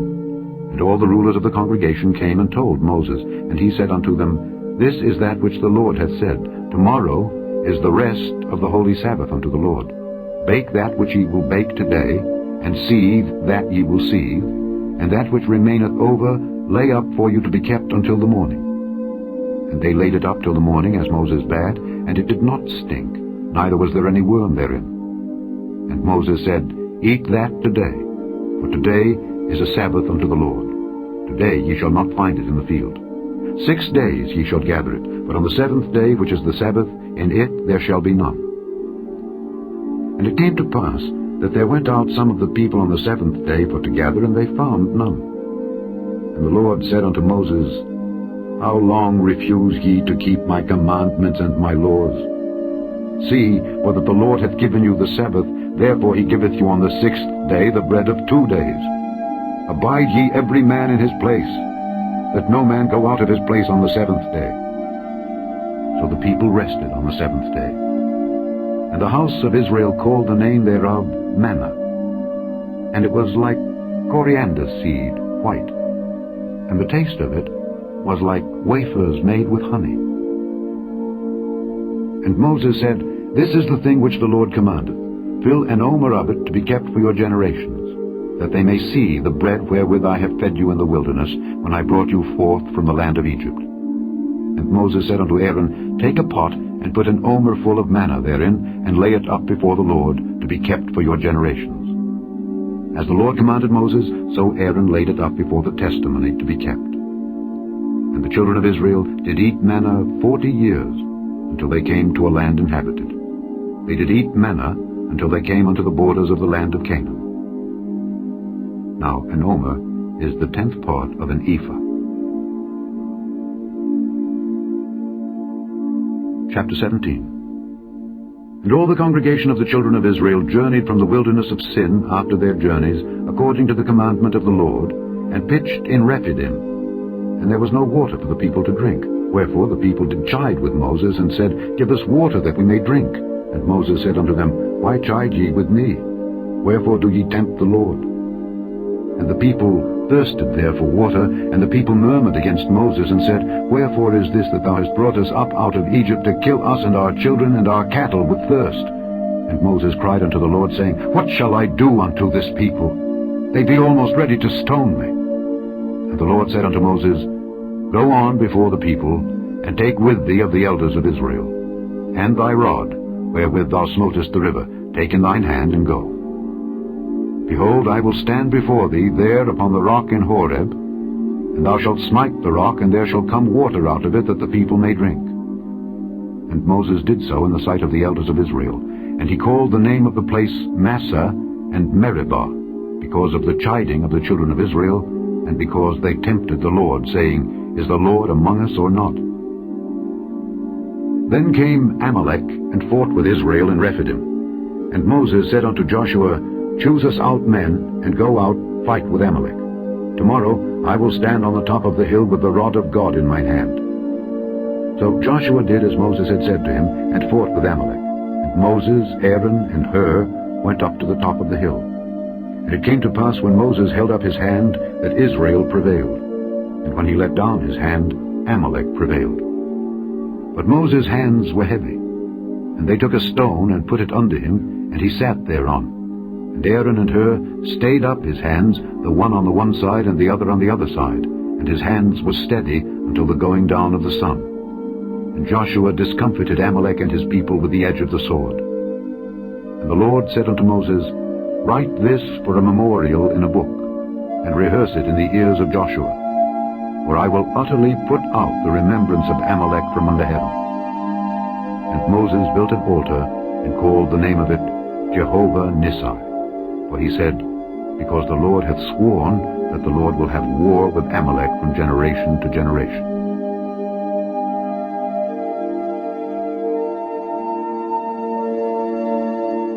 Chapter 18.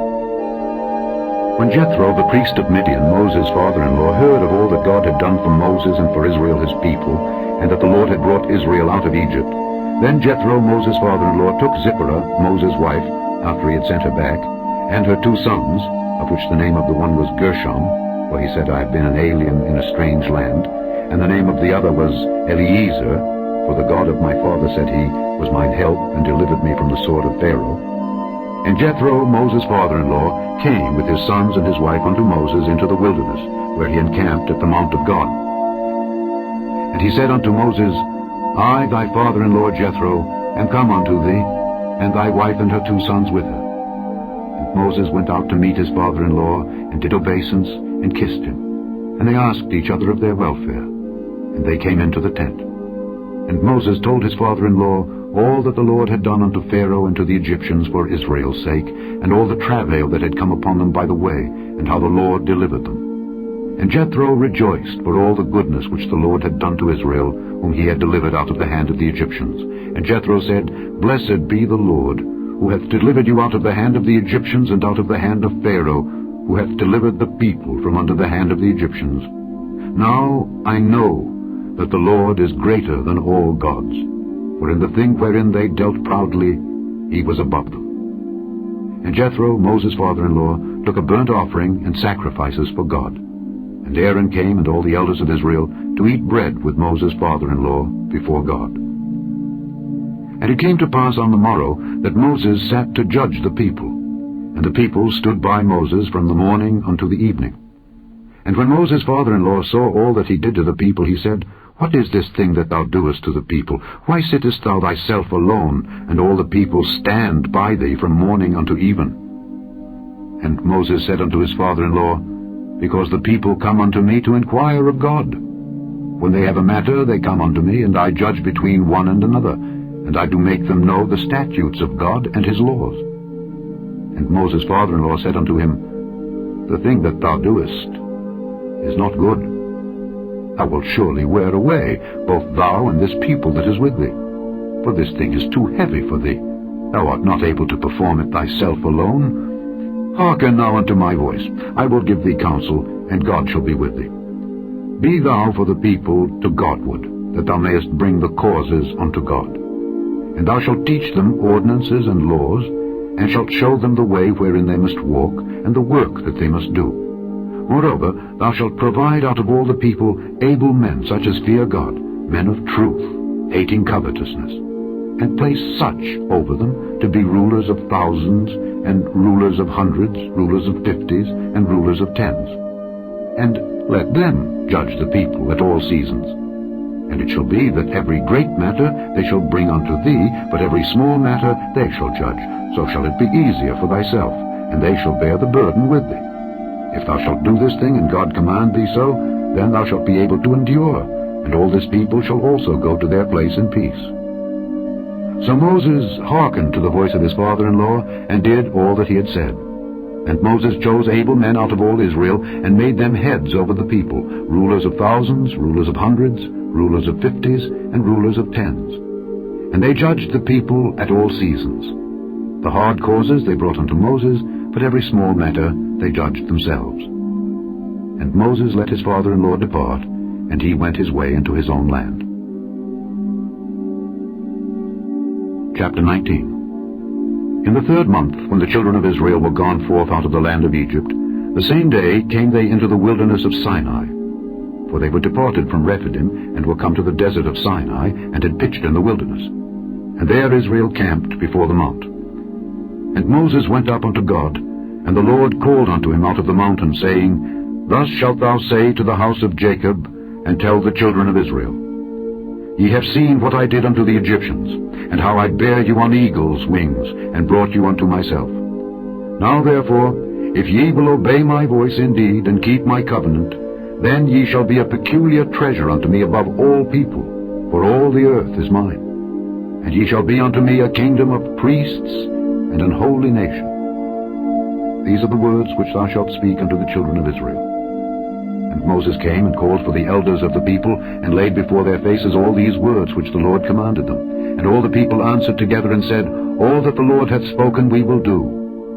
And Moses returned the words of the people unto the Lord. And the Lord said unto Moses, Lo, I come unto thee in a thick cloud, that the people may hear when I speak with thee, and believe thee forever. And Moses told the words of the people unto the Lord. And the Lord said unto Moses, Go unto the people, and sanctify them today and tomorrow, and let them wash their clothes, and be ready against the 3rd day. For the 3rd day the Lord will come down in the sight of all the people upon Mount Sinai. And thou shalt set bounds unto the people round about, saying, Take heed to yourselves, that ye go not up into the mount, or touch the border of it. Whosoever toucheth the mount shall be surely put to death.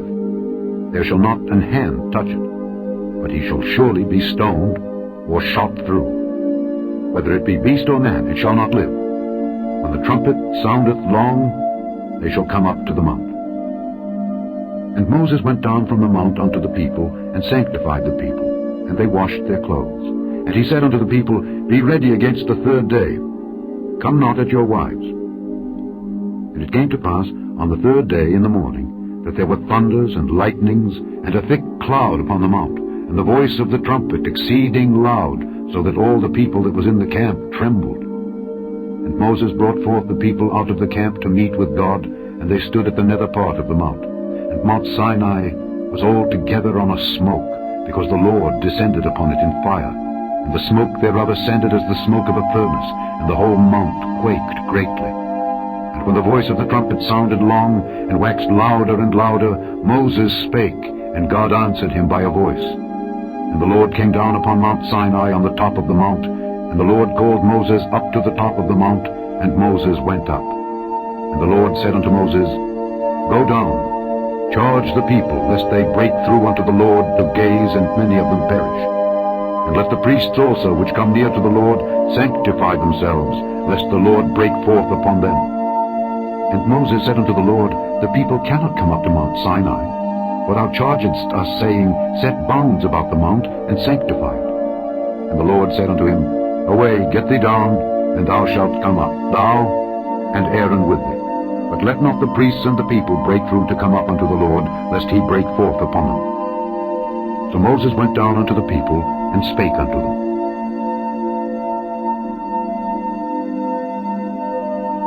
Chapter 20. And God spake all these words, saying, I am the Lord thy God, which have brought thee out of the land of Egypt, out of the house of bondage. Thou shalt have no other gods before me. Thou shalt not make unto thee any graven image, or any likeness of anything that is in heaven above, or that is in the earth beneath, or that is in the water under the earth. Thou shalt not bow down thyself to them, nor serve them. For I, the Lord thy God, am a jealous God, visiting the iniquity of the fathers upon the children unto the third and fourth generation of them that hate me, and showing mercy unto thousands of them that love me and keep my commandments. Thou shalt not take the name of the Lord thy God in vain, for the Lord will not hold him guiltless that taketh his name in vain. Remember the Sabbath day, to keep it holy. 6 days shalt thou labor, and do all thy work, but the 7th day is the Sabbath of the Lord thy God. In it thou shalt not do any work, thou, nor thy son, nor thy daughter, thy manservant, nor thy maidservant, nor thy cattle, nor thy stranger that is within thy gates. For in 6 days the Lord made heaven and earth, the sea, and all that in them is, and rested the 7th day. Wherefore the Lord blessed the Sabbath day, and hallowed it. Honor thy father and thy mother, that thy days may be long upon the land which the Lord thy God giveth thee. Thou shalt not kill. Thou shalt not commit adultery. Thou shalt not steal. Thou shalt not bear false witness against thy neighbor. Thou shalt not covet thy neighbor's house. Thou shalt not covet thy neighbor's wife, nor his manservant, nor his maidservant, nor his ox, nor his ass, nor anything that is thy neighbor's. And all the people saw the thunderings and the lightnings and the noise of the trumpet and the mountain smoking. And when the people saw it, they removed and stood afar off. And they said unto Moses, Speak thou with us, and we will hear, but let not God speak with us, lest we die. And Moses said unto the people, Fear not, for God is come to prove you, and that his fear may be before your faces, that ye sin not. And the people stood afar off, and Moses drew near unto the thick darkness where God was. And the Lord said unto Moses, Thus thou shalt say unto the children of Israel, Ye have seen that I have talked with you from heaven. Ye shall not make with me gods of silver, neither shall ye make unto you gods of gold. An altar of earth thou shalt make unto me, and shalt sacrifice thereon thy burnt offerings, and thy peace offerings, thy sheep, and thine oxen. In all places where I record my name, I will come unto thee, and I will bless thee.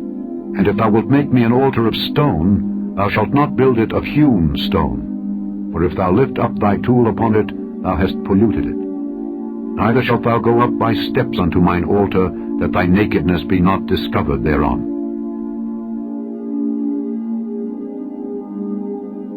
Chapter 21. Now these are the judgments which thou shalt set before them. If thou buy an Hebrew servant, 6 years he shall serve, and in the 7th he shall go out free for nothing. If he came in by himself, he shall go out by himself.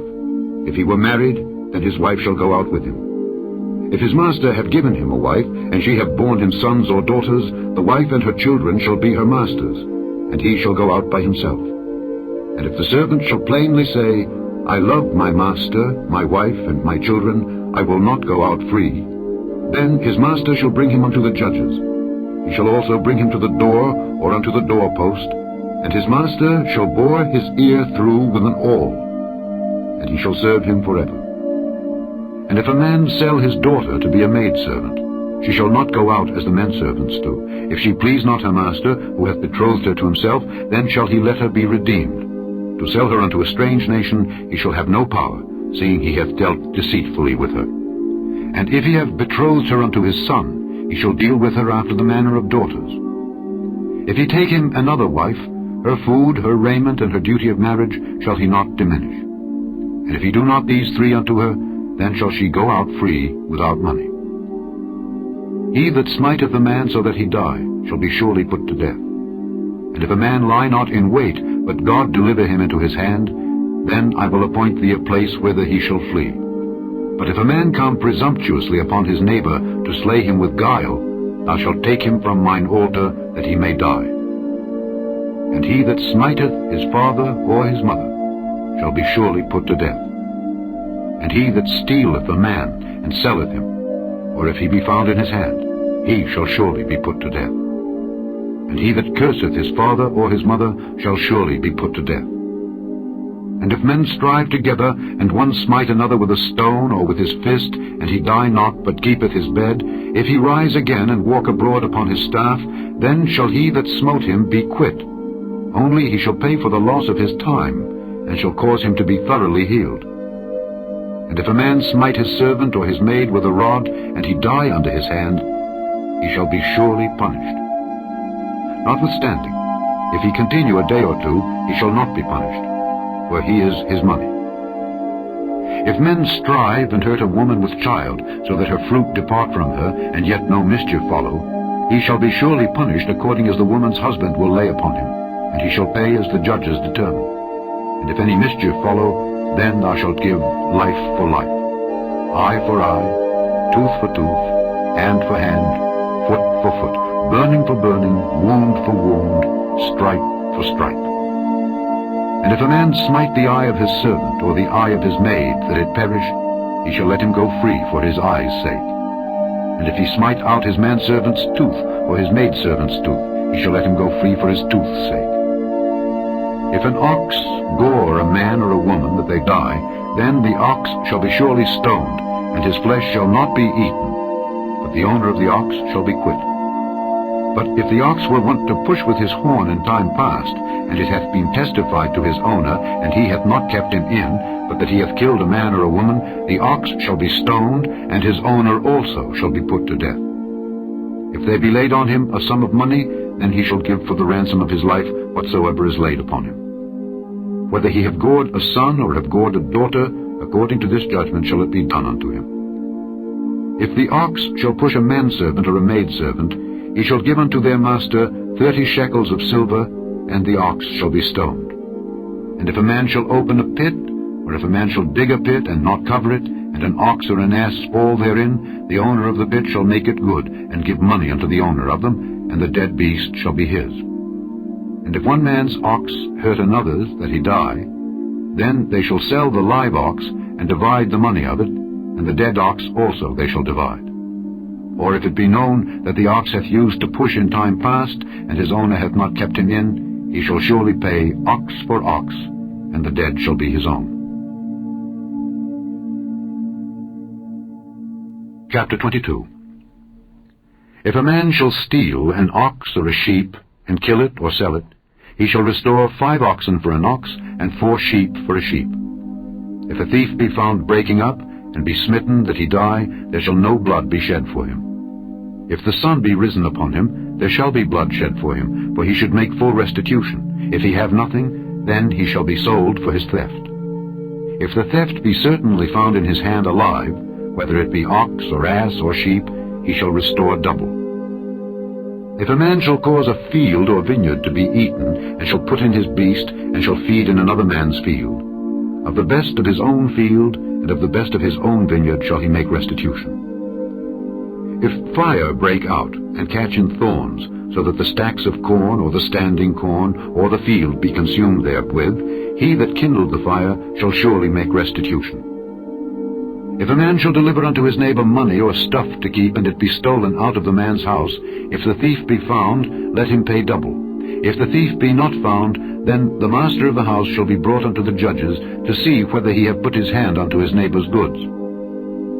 For all manner of trespass, whether it be for ox, for ass, for sheep, for raiment, or for any manner of lost thing which another challengeth to be his, the cause of both parties shall come before the judges, and whom the judges shall condemn, he shall pay double unto his neighbor.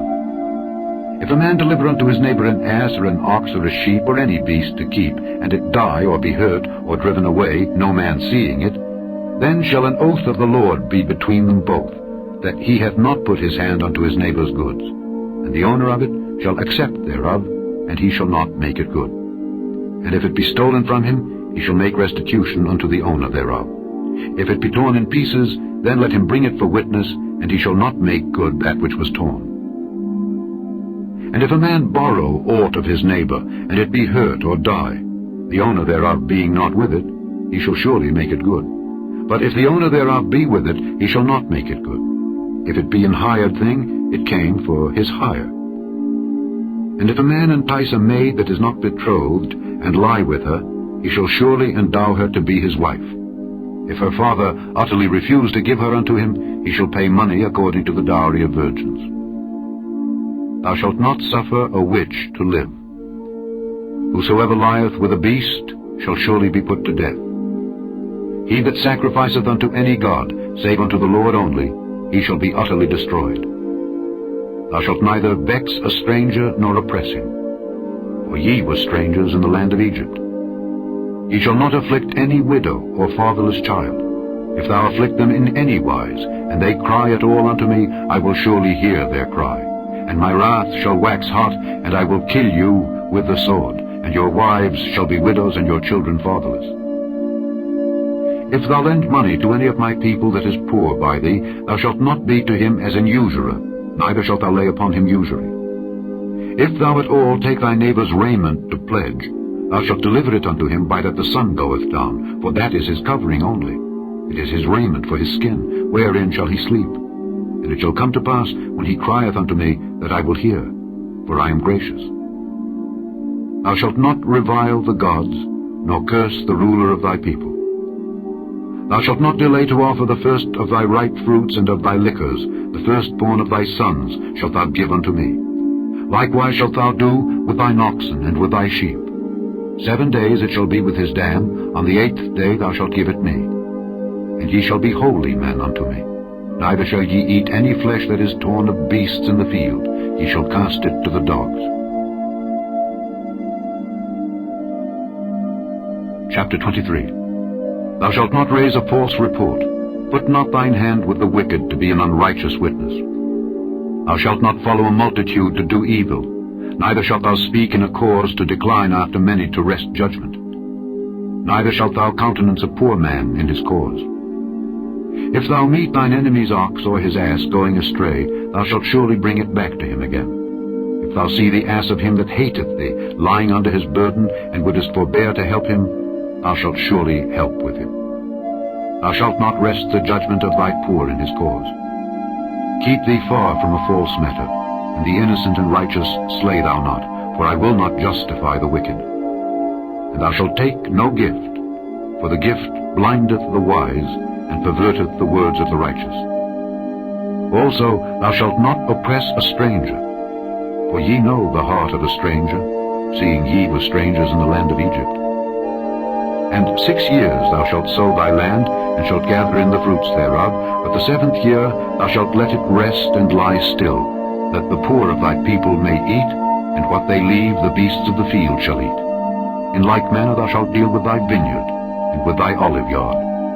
6 days thou shalt do thy work, and on the 7th day thou shalt rest, that thine ox and thine ass may rest, and the son of thy handmaid and the stranger may be refreshed. And in all things that I have said unto you, be circumspect, and make no mention of the name of other gods, neither let it be heard out of thy mouth. 3 times thou shalt keep a feast unto me in the year. Thou shalt keep the feast of unleavened bread. Thou shalt eat unleavened bread 7 days, as I commanded thee, in the time appointed of the month Abib, for in it thou camest out from Egypt, and none shall appear before me empty. And the feast of harvest the firstfruits of thy labors which thou hast sown in the field. And the feast of ingathering, which is in the end of the year, when thou hast gathered in thy labors out of the field. 3 times in the year all thy males shall appear before the Lord God.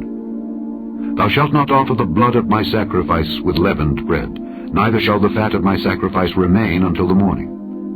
The first of the firstfruits of thy land thou shalt bring into the house of the Lord thy God. Thou shalt not seethe a kid in his mother's milk. Behold, I send an angel before thee to keep thee in the way, and to bring thee into the place which I have prepared. Beware of him, and obey his voice. Provoke him not, for he will not pardon your transgressions, for my name is in him. But if thou shalt indeed obey his voice, and do all that I speak, then I will be an enemy unto thine enemies, and an adversary unto thine adversaries. For mine angel shall go before thee, and bring thee in unto the Amorites, and the Hittites, and the Perizzites, and the Canaanites, and the Hivites, and the Jebusites, and I will cut them off. Thou shalt not bow down to their gods, nor serve them, nor do after their works, but thou shalt utterly overthrow them, and quite break down their images. And ye shall serve the Lord your God, and he shall bless thy bread and thy water, and I will take sickness away from the midst of thee. There shall nothing cast their young, nor be barren in thy land. The number of thy days I will fulfill. I will send my fear before thee, and will destroy all the people to whom thou shalt come, and I will make all thine enemies turn their backs unto thee. And I will send hornets before thee, which shall drive out the Hivite, the Canaanite, and the Hittite from before thee. I will not drive them out from before thee in 1 year, lest the land become desolate, and the beast of the field multiply against thee. By little and little I will drive them out from before thee, until thou be increased, and inherit the land. And I will set thy bounds from the Red Sea, even unto the sea of the Philistines, and from the desert unto the river. For I will deliver the inhabitants of the land into your hand, and thou shalt drive them out before thee. Thou shalt make no covenant with them, nor with their gods. They shall not dwell in thy land, lest they make thee sin against me. For if thou serve their gods, it will surely be a snare unto thee. Chapter 24. And he said unto Moses, Come up unto the Lord, thou and Aaron, Nadab, and Abihu, and 70 of the elders of Israel, and worship ye afar off. And Moses alone shall come near the Lord, but they shall not come nigh, neither shall the people go up with him. And Moses came and told the people all the words of the Lord, and all the judgments. And all the people answered with one voice, and said, All the words which the Lord hath said will we do. And Moses wrote all the words of the Lord, and rose up early in the morning, and builded an altar under the hill, and 12 pillars according to the 12 tribes of Israel. And he sent young men of the children of Israel, which offered burnt offerings, and sacrificed peace offerings of oxen unto the Lord. And Moses took half of the blood, and put it in basins, and half of the blood he sprinkled on the altar. And he took the book of the covenant, and read in the audience of the people. And they said, All that the Lord hath said will we do, and be obedient. And Moses took the blood, and sprinkled it on the people, and said, Behold the blood of the covenant which the Lord hath made with you concerning all these words. Then went up Moses and Aaron, Nadab and Abihu, and 70 of the elders of Israel, and they saw the God of Israel. And there was under his feet as it were a paved work of a sapphire stone, and as it were the body of heaven in his clearness. And upon the nobles of the children of Israel he laid not his hand. Also they saw God, and did eat and drink. And the Lord said unto Moses, Come up to me into the mount, and be there. And I will give thee tables of stone, and a law, and commandments which I have written, that thou mayest teach them. And Moses rose up, and his minister Joshua, and Moses went up into the mount of God. And he said unto the elders, Tarry ye here for us until we come again unto you. And behold, Aaron and Hur are with you. If any man have any matters to do, let him come unto them. And Moses went up into the mount, and a cloud covered the mount. And the glory of the Lord abode upon Mount Sinai, and the cloud covered it 6 days. And the 7th day he called unto Moses out of the midst of the cloud. And the sight of the glory of the Lord was like devouring fire on the top of the mount in the eyes of the children of Israel. And Moses went into the midst of the cloud, and gat him up into the mount, and Moses was in the mount 40 days and 40 nights. Chapter 25.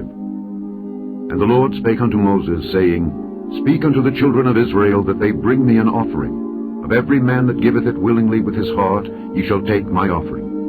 And this is the offering which ye shall take of them: gold, and silver, and brass, and blue, and purple, and scarlet, and fine linen, and goat's hair, and rams' skins dyed red, and badgers' skins, and shittim wood, oil for the light, spices for anointing oil, and for sweet incense, onyx stones, and stones to be set in the ephod and in the breastplate. And let them make me a sanctuary, that I may dwell among them. According to all that I show thee, after the pattern of the tabernacle and the pattern of all the instruments thereof, even so shall ye make it. And they shall make an ark of shittim wood.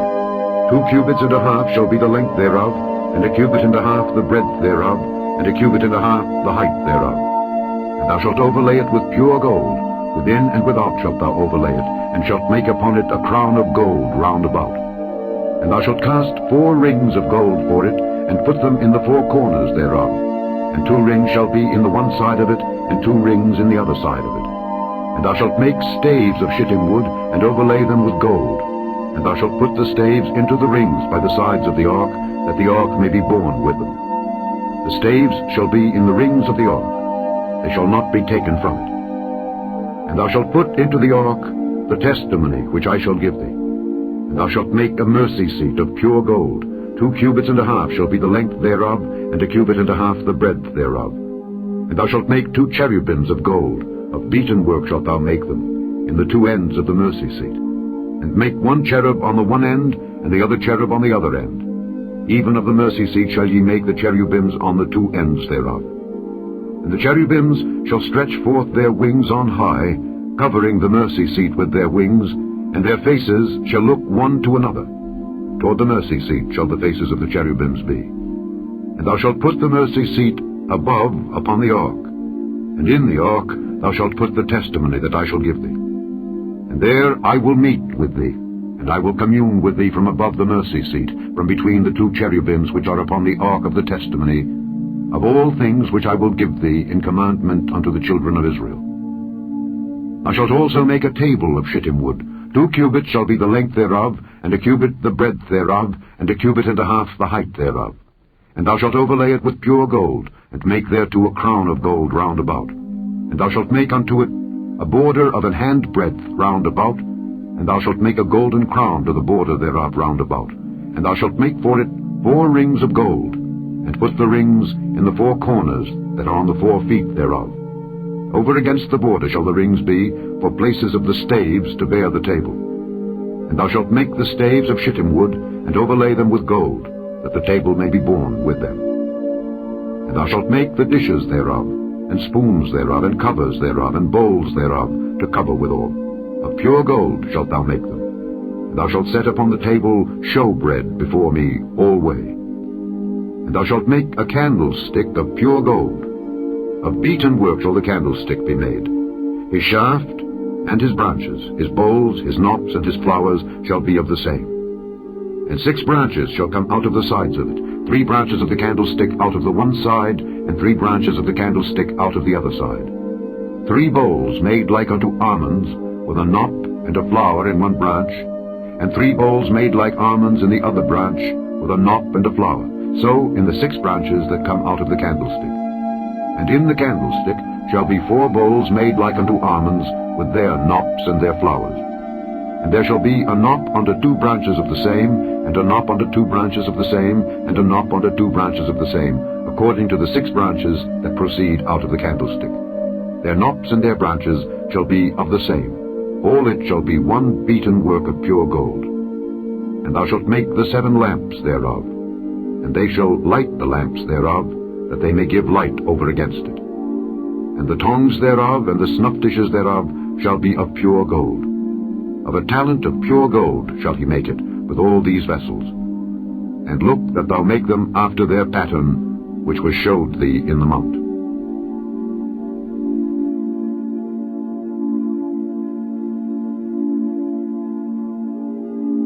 Chapter 26.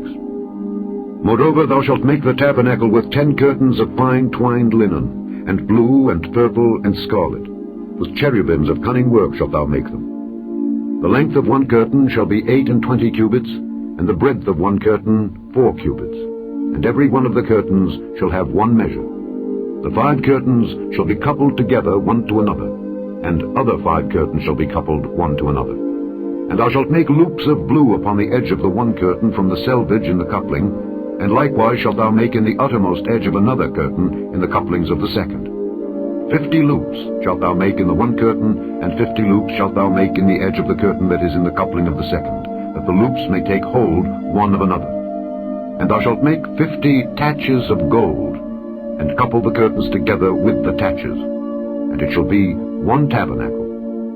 And thou shalt make curtains of goat's hair, to be a covering upon the tabernacle. 11 curtains shalt thou make. The length of one curtain shall be 30 cubits, and the breadth of one curtain 4 cubits, and the 11 curtains shall be all of one measure. And thou shalt couple 5 curtains by themselves, and 6 curtains by themselves, and shalt double the 6th curtain in the forefront of the tabernacle. And thou shalt make 50 loops on the edge of the one curtain that is outmost in the coupling, and 50 loops in the edge of the curtain which coupleth the second. And thou shalt make 50 taches of brass, and put the taches into the loops, and couple the tent together, that it may be one. And the remnant that remaineth of the curtains of the tent, the half curtain that remaineth, shall hang over the back side of the tabernacle. And a cubit on the one side, and a cubit on the other side of that which remaineth in the length of the curtains of the tent, it shall hang over the sides of the tabernacle, on this side and on that side, to cover it. And thou shalt make a covering for the tent of rams' skins dyed red, and a covering above of badgers' skins. And thou shalt make boards for the tabernacle of shittim wood, standing up.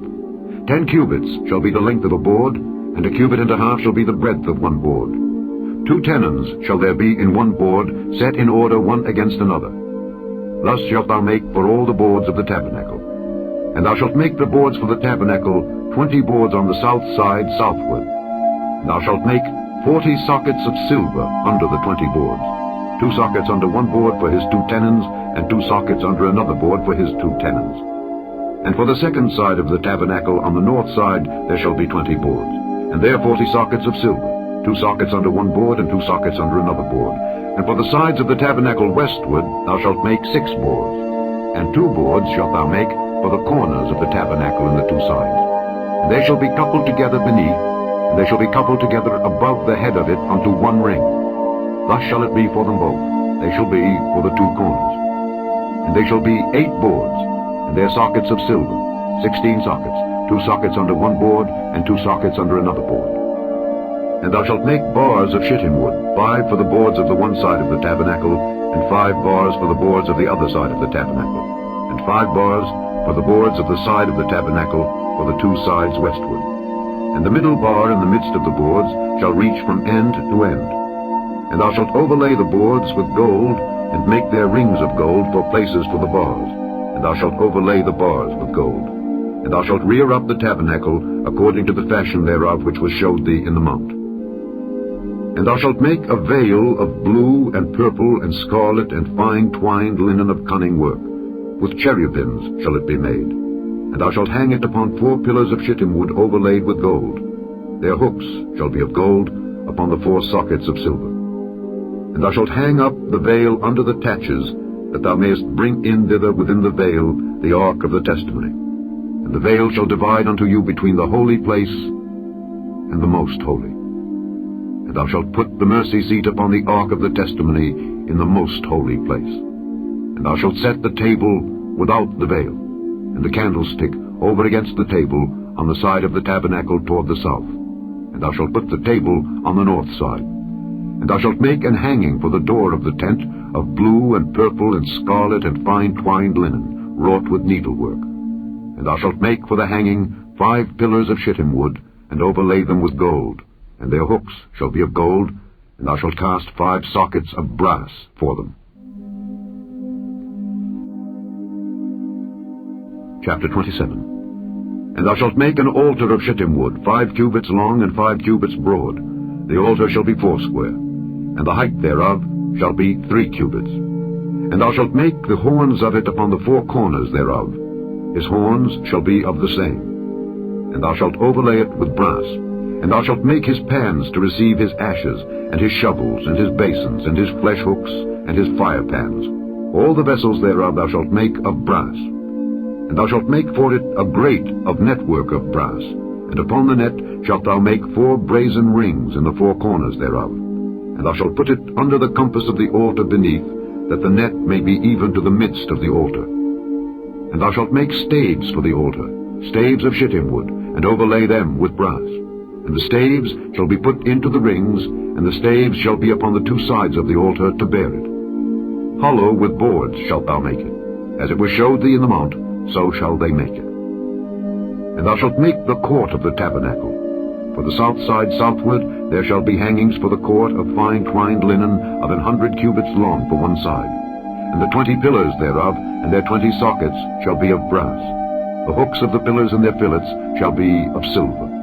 And likewise for the north side, in length there shall be hangings of 100 cubits long, and his 20 pillars and their 20 sockets of brass, the hooks of the pillars and their fillets of silver.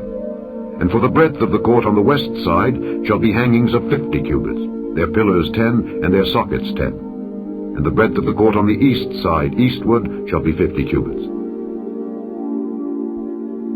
The hangings of one side of the gate shall be 15 cubits, their pillars 3, and their sockets 3. And on the other side shall be hangings 15 cubits, their pillars 3, and their sockets 3.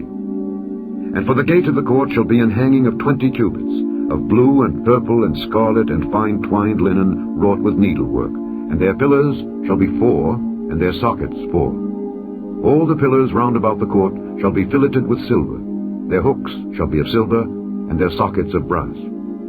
The length of the court shall be 100 cubits, and the breadth 50 everywhere, and the height 5 cubits of fine twined linen, and their sockets of brass. All the vessels of the tabernacle, and all the service thereof, and all the pins thereof, and all the pins of the court, shall be of brass. And thou shalt command the children of Israel that they bring thee pure oil olive beaten for the light, to cause the lamp to burn always. In the tabernacle of the congregation, without the veil which is before the testimony, Aaron and his sons shall order it from evening to morning before the Lord. It shall be a statute forever unto their generations on the behalf of the children of Israel. Chapter 28. And take thou unto thee Aaron thy brother and his sons with him from among the children of Israel, that he may minister unto me in the priest's office, even Aaron, Nadab, and Abihu, Eleazar, and Ithamar, Aaron's sons. And thou shalt make holy garments for Aaron thy brother, for glory and for beauty. And thou shalt speak unto all that are wise-hearted, whom I have filled with the spirit of wisdom, that they may make Aaron's garments to consecrate him, that he may minister unto me in the priest's office. And these are the garments which they shall make: a breastplate, and an ephod, and a robe, and a broidered coat, a mitre, and a girdle. And they shall make holy garments for Aaron thy brother and his sons, that he may minister unto me in the priest's office. And they shall take gold, and blue, and purple, and scarlet, and fine linen. And they shall make the ephod of gold, of blue, and of purple, of scarlet, and fine twined linen with cunning work. It shall have the 2 shoulder pieces thereof joined at the 2 edges thereof, and so it shall be joined together. And the curious girdle of the ephod which is upon it shall be of the same, according to the work thereof, even of gold, of blue, and purple, and scarlet, and fine twined linen. And thou shalt take 2 onyx stones, and grave on them the names of the children of Israel, 6 of their names on one stone, and the other 6 names of the rest on the other stone, according to their birth. With the work of an engraver in stone, like the engravings of a signet, shalt thou engrave the 2 stones with the names of the children of Israel. Thou shalt make them to be set in ouches of gold. And thou shalt put the 2 stones upon the shoulders of the ephod for stones of memorial unto the children of Israel. And Aaron shall bear their names before the Lord upon his 2 shoulders for a memorial. And thou shalt make ouches of gold, and 2 chains of pure gold at the end. Of wreathen work shalt thou make them, and fasten the wreathen chains to the ouches. And thou shalt make the breastplate of judgment with cunning work. After the work of the ephod thou shalt make it. Of gold, of blue, and of purple, and of scarlet, and of fine twined linen shalt thou make it. foursquare it shall be, being doubled. A span shall be the length thereof, and a span shall be the breadth thereof. And thou shalt set in it settings of stones, even 4 rows of stones. The first row shall be a sardius, a topaz, and a carbuncle. This shall be the first row. And the second row shall be an emerald, a sapphire, and a diamond. And the third row a ligure, an agate, and an amethyst. And the fourth row a beryl, and an onyx, and a jasper. They shall be set in gold in their enclosings. And the stones shall be with the names of the children of Israel, 12 according to their names, like the engravings of a signet. Every one with his name shall they be according to the 12 tribes. And thou shalt make upon the breastplate chains at the ends of wreathen work of pure gold. And thou shalt make upon the breastplate 2 rings of gold, and shalt put the 2 rings on the 2 ends of the breastplate. And thou shalt put the 2 wreathen chains of gold in the 2 rings, which are on the ends of the breastplate. And the other 2 ends of the 2 wreathen chains thou shalt fasten in the 2 ouches, and put them on the shoulder pieces of the ephod before it. And thou shalt make 2 rings of gold, and thou shalt put them upon the 2 ends of the breastplate in the border thereof, which is in the side of the ephod inward. And 2 other rings of gold thou shalt make, and shalt put them on the 2 sides of the ephod underneath, toward the forepart thereof, over against the other coupling thereof, above the curious girdle of the ephod. And they shall bind the breastplate by the rings thereof unto the rings of the ephod, with a lace of blue, that it may be above the curious girdle of the ephod, and that the breastplate be not loosed from the ephod. And Aaron shall bear the names of the children of Israel in the breastplate of judgment upon his heart, when he goeth in unto the holy place, for a memorial before the Lord continually. And thou shalt put in the breastplate of judgment the Urim and the Thummim, and they shall be upon Aaron's heart when he goeth in before the Lord. And Aaron shall bear the judgment of the children of Israel upon his heart before the Lord continually.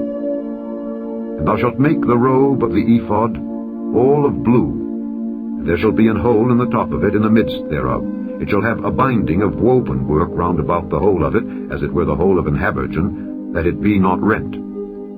And beneath upon the hem of it thou shalt make pomegranates of blue, and of purple, and of scarlet, round about the hem thereof, and bells of gold between them round about, a golden bell and a pomegranate, a golden bell and a pomegranate, upon the hem of the robe round about. And it shall be upon Aaron to minister, and his sound shall be heard when he goeth in unto the holy place before the Lord, and when he cometh out, that he die not. And thou shalt make a plate of pure gold, and grave upon it, like the engravings of a signet, Holiness to the Lord. And thou shalt put it on a blue lace, that it may be upon the mitre, upon the forefront of the mitre it shall be. And it shall be upon Aaron's forehead, that Aaron may bear the iniquity of the holy things which the children of Israel shall hallow in all their holy gifts. And it shall be always upon his forehead, that they may be accepted before the Lord. And thou shalt embroider the coat of fine linen, and thou shalt make the mitre of fine linen, and thou shalt make the girdle of needlework. And for Aaron's sons thou shalt make coats, and thou shalt make for them girdles, and bonnets shalt thou make for them, for glory and for beauty. And thou shalt put them upon Aaron thy brother, and his sons with him, and shalt anoint them, and consecrate them, and sanctify them, that they may minister unto me in the priest's office. Thou shalt make them linen breeches to cover their nakedness.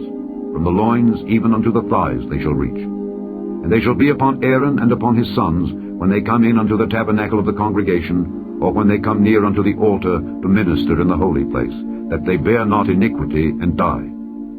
It shall be a statute forever unto him and his seed after him.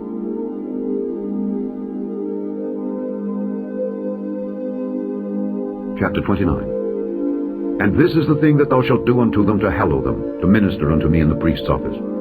Take 1 young bullock, and 2 rams without blemish, and unleavened bread, and cakes unleavened tempered with oil, and wafers unleavened anointed with oil.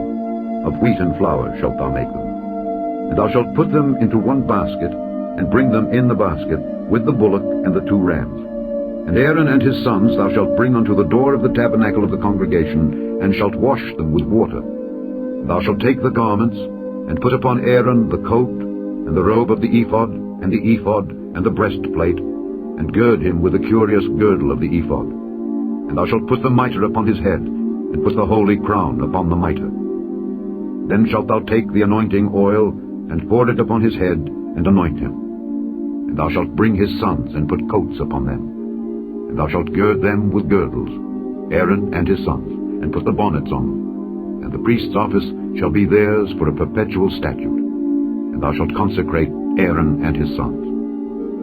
And thou shalt cause a bullock to be brought before the tabernacle of the congregation, and Aaron and his sons shall put their hands upon the head of the bullock. And thou shalt kill the bullock before the Lord by the door of the tabernacle of the congregation. And thou shalt take of the blood of the bullock, and put it upon the horns of the altar with thy finger, and pour all the blood beside the bottom of the altar. And thou shalt take all the fat that covereth the inwards, and the caul that is above the liver, and the 2 kidneys, and the fat that is upon them, and burn them upon the altar. But the flesh of the bullock, and his skin, and his dung, shalt thou burn with fire without the camp. It is a sin offering. Thou shalt also take 1 ram, and Aaron and his sons shall put their hands upon the head of the ram. And thou shalt slay the ram, and thou shalt take his blood, and sprinkle it round about upon the altar. And thou shalt cut the ram in pieces, and wash the inwards of him, and his legs, and put them unto his pieces, and unto his head. And thou shalt burn the whole ram upon the altar. It is a burnt offering unto the Lord.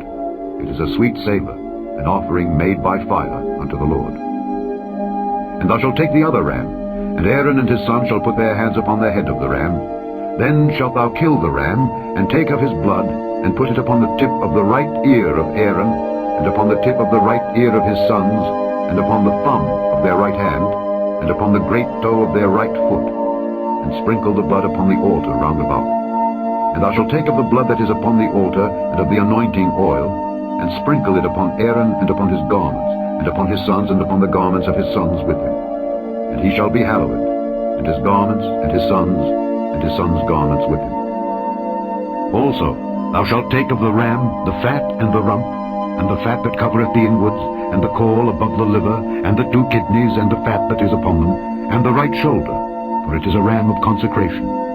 And 1 loaf of bread, and 1 cake of oiled bread, and 1 wafer out of the basket of the unleavened bread that is before the Lord. And thou shalt put all in the hands of Aaron, and in the hands of his sons, and shalt wave them for a wave offering before the Lord. And thou shalt receive them of their hands, and burn them upon the altar for a burnt offering, for a sweet savour before the Lord.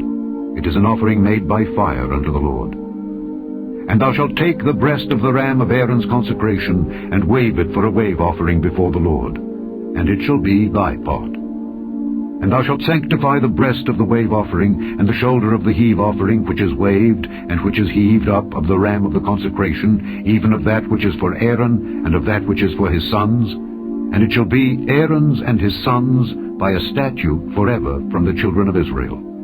For it is an heave offering, and it shall be an heave offering from the children of Israel of the sacrifice of their peace offerings, even their heave offering unto the Lord.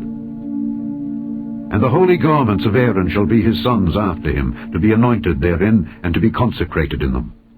And that son that is priest in his stead shall put them on 7 days, when he cometh into the tabernacle of the congregation to minister in the holy place. And thou shalt take the ram of the consecration, and seethe his flesh in the holy place. And Aaron and his sons shall eat the flesh of the ram, and the bread that is in the basket by the door of the tabernacle of the congregation.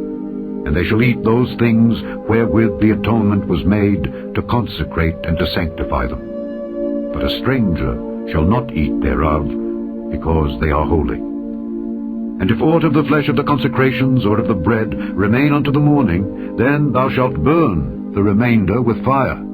It shall not be eaten, because it is holy. And thus shalt thou do unto Aaron and to his sons according to all things which I have commanded thee. 7 days shalt thou consecrate them. And thou shalt offer every day a bullock for a sin offering for atonement. And thou shalt cleanse the altar when thou hast made an atonement for it, and thou shalt anoint it to sanctify it. 7 days thou shalt make an atonement for the altar, and sanctify it, and it shall be an altar most holy. Whatsoever toucheth the altar shall be holy. Now this is that which thou shalt offer upon the altar, 2 lambs of the first year, day by day, continually. The 1 lamb thou shalt offer in the morning, and the other lamb thou shalt offer at even. And with the 1 lamb, a 10th deal of flour mingled with the 4th part of an hin of beaten oil, and the 4th part of an hin of wine for a drink offering. And the other lamb thou shalt offer at even, and shalt do thereto according to the meat offering of the morning, and according to the drink offering thereof, for a sweet savour, an offering made by fire unto the Lord. This shall be a continual burnt offering throughout your generations at the door of the tabernacle of the congregation before the Lord, where I will meet you to speak there unto thee. And there I will meet with the children of Israel, and the tabernacle shall be sanctified by my glory. And I will sanctify the tabernacle of the congregation and the altar. I will sanctify also both Aaron and his sons to minister to me in the priest's office. And I will dwell among the children of Israel, and will be their God. And they shall know that I am the Lord their God, that brought them forth out of the land of Egypt, that I may dwell among them. I am the Lord their God. Chapter 30. And thou shalt make an altar to burn incense upon. Of shittim wood shalt thou make it. A cubit shall be the length thereof, and a cubit the breadth thereof. 80 shall it be. And 2 cubits shall be the height thereof. The horns thereof shall be of the same.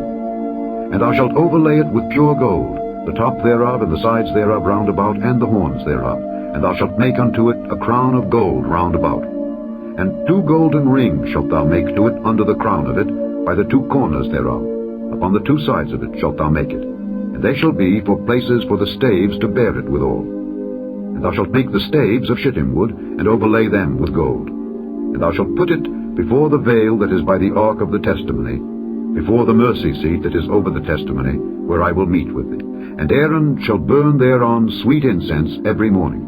When he dresseth the lamps, he shall burn incense upon it. And when Aaron lighteth the lamps at even, he shall burn incense upon it, a perpetual incense before the Lord throughout your generations. Ye shall offer no strange incense thereon, nor burnt sacrifice, nor meat offering, neither shall ye pour drink offering thereon. And Aaron shall make an atonement upon the horns of it once in a year, with the blood of the sin offering of atonements. Once in the year shall he make atonement upon it throughout your generations. It is most holy unto the Lord. And the Lord spake unto Moses, saying, When thou takest the sum of the children of Israel after their number, then shall they give every man a ransom for his soul unto the Lord, when thou numberest them, that there be no plague among them when thou numberest them. This they shall give, every one that passeth among them that are numbered, half a shekel after the shekel of the sanctuary. A shekel is 20 gerahs. And half shekel shall be the offering of the Lord. Every one that passeth among them that are numbered from 20 years old and above shall give an offering unto the Lord. The rich shall not give more, and the poor shall not give less than half a shekel, when they give an offering unto the Lord to make an atonement for your souls. And thou shalt take the atonement money of the children of Israel, and shalt appoint it for the service of the tabernacle of the congregation, that it may be a memorial unto the children of Israel before the Lord, to make an atonement for your souls.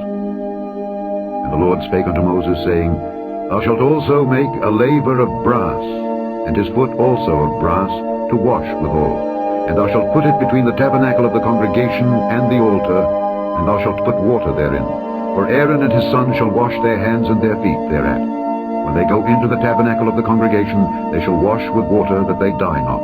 Or when they come near to the altar to minister, to burn offering made by fire unto the Lord, so they shall wash their hands and their feet, that they die not. And it shall be a statute forever to them, even to him and to his seed throughout their generations. Moreover the Lord spake unto Moses, saying, Take thou also unto thee principal spices, of pure myrrh 500 shekels, and of sweet cinnamon half so much, even 250 shekels, and of sweet calamus 250 shekels, and of cassia 500 shekels after the shekel of the sanctuary, and of oil olive and hin. And thou shalt make it an oil of holy ointment, an ointment compound after the art of the apothecary. It shall be an holy anointing oil. And thou shalt anoint the tabernacle of the congregation therewith, and the ark of the testimony, and the table and all his vessels, and the candlestick and his vessels, and the altar of incense, and the altar of burnt offering, with all his vessels, and the laver and his foot. And thou shalt sanctify them, that they may be most holy. Whatsoever toucheth them shall be holy. And thou shalt anoint Aaron and his sons, and consecrate them, that they may minister unto me in the priest's office. And thou shalt speak unto the children of Israel, saying, This shall be an holy anointing oil unto me throughout your generations. Upon man's flesh shall it not be poured, neither shall ye make any other like it after the composition of it. It is holy, and it shall be holy unto you. Whosoever compoundeth any like it, or whosoever putteth any of it upon a stranger, shall even be cut off from his people. And the Lord said unto Moses, Take unto thee sweet spices, stacte, and onycha, and galbanum, these sweet spices with pure frankincense, of each shall there be a like weight. And thou shalt make it a perfume, a confection after the art of the apothecary, tempered together, pure and holy. And thou shalt beat some of it very small, and put of it before the testimony in the tabernacle of the congregation, where I will meet with thee. It shall be unto you most holy. And as for the perfume which thou shalt make, ye shall not make to yourselves according to the composition thereof. It shall be unto thee holy for the Lord. Whosoever shall make like unto that, to smell thereto, shall even be cut off from his people.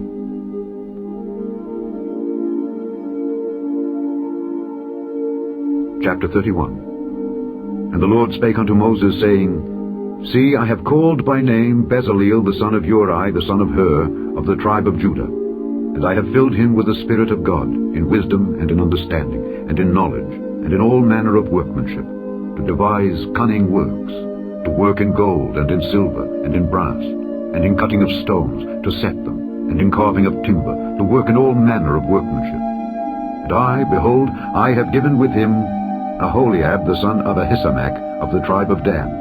And in the hearts of all that are wise-hearted I have put wisdom, that they may make all that I have commanded thee: the tabernacle of the congregation, and the ark of the testimony, and the mercy seat that is thereupon, and all the furniture of the tabernacle, and the table and his furniture, and the pure candlestick with all his furniture, and the altar of incense, and the altar of burnt offering with all his furniture, and the laver and his foot, and the cloths of service, and the holy garments for Aaron the priest, and the garments of his sons, to minister in the priest's office, and the anointing oil, and sweet incense for the holy place.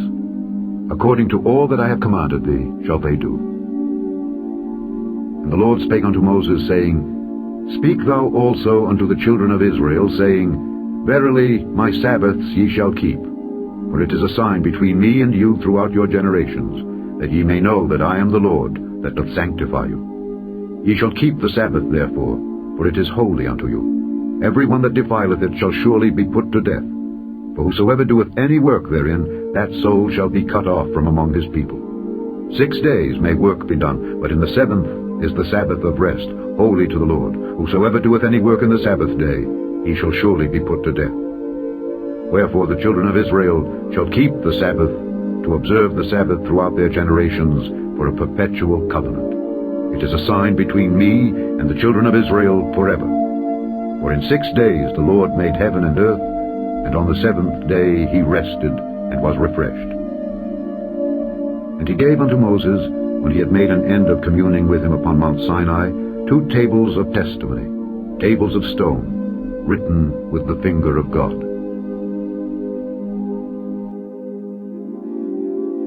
Chapter 32. And when the people saw that Moses delayed to come down out of the mount, the people gathered themselves together unto Aaron, and said unto him, Up, make us gods which shall go before us. For as for this Moses, the man that brought us up out of the land of Egypt, we wot not what is become of him. And Aaron said unto them, Break off the golden earrings which are in the ears of your wives, of your sons, and of your daughters, and bring them unto me. And all the people brake off the golden earrings which were in their ears, and brought them unto Aaron.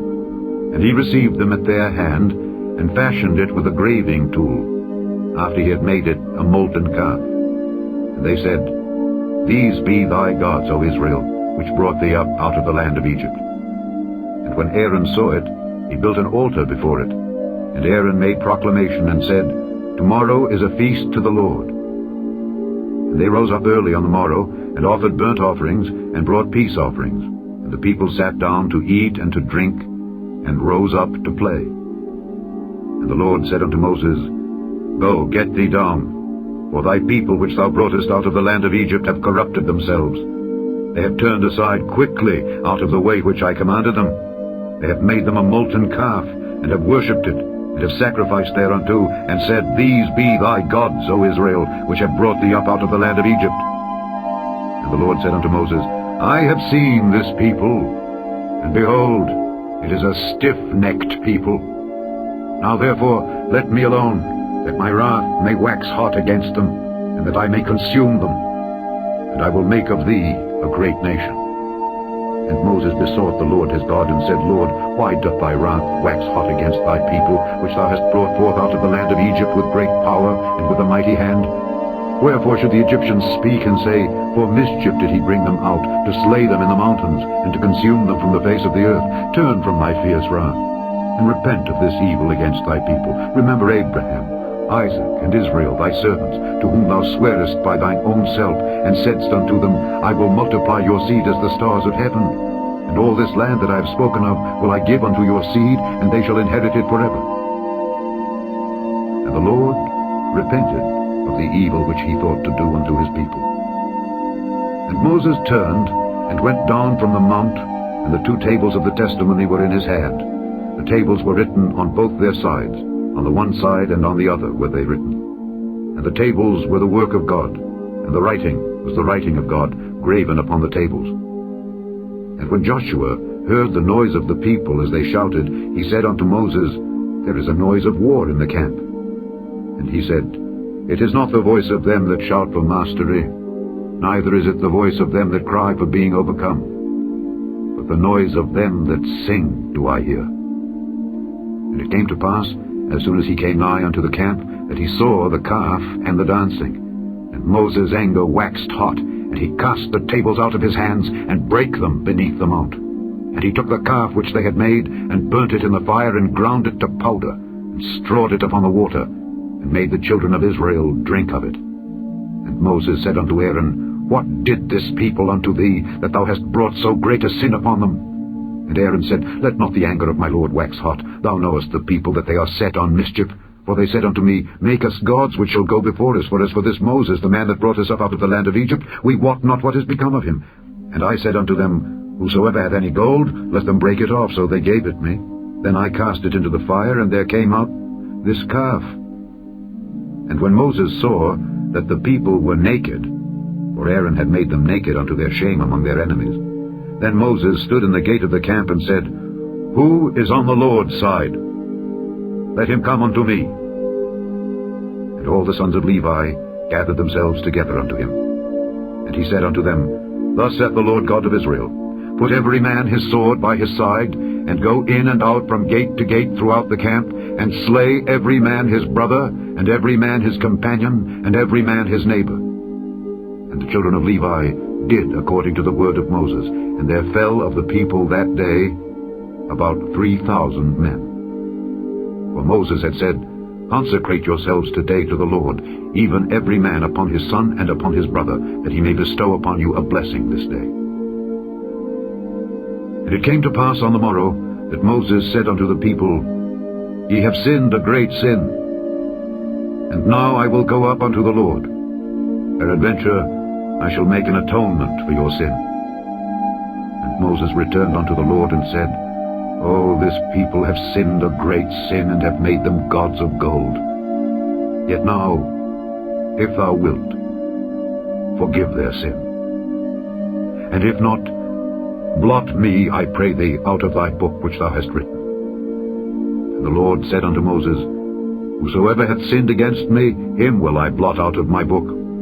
Therefore now go, lead the people unto the place of which I have spoken unto thee.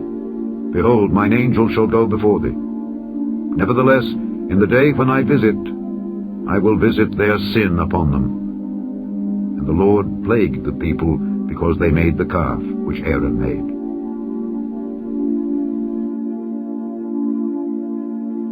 Chapter 33. And the Lord said unto Moses, Depart and go up hence, thou and the people which thou hast brought up out of the land of Egypt, unto the land which I swear unto Abraham, to Isaac, and to Jacob, saying, Unto thy seed will I give it. And I will send an angel before thee, and I will drive out the Canaanite, the Amorite, and the Hittite, and the Perizzite, the Hivite, and the Jebusite, unto a land flowing with milk and honey.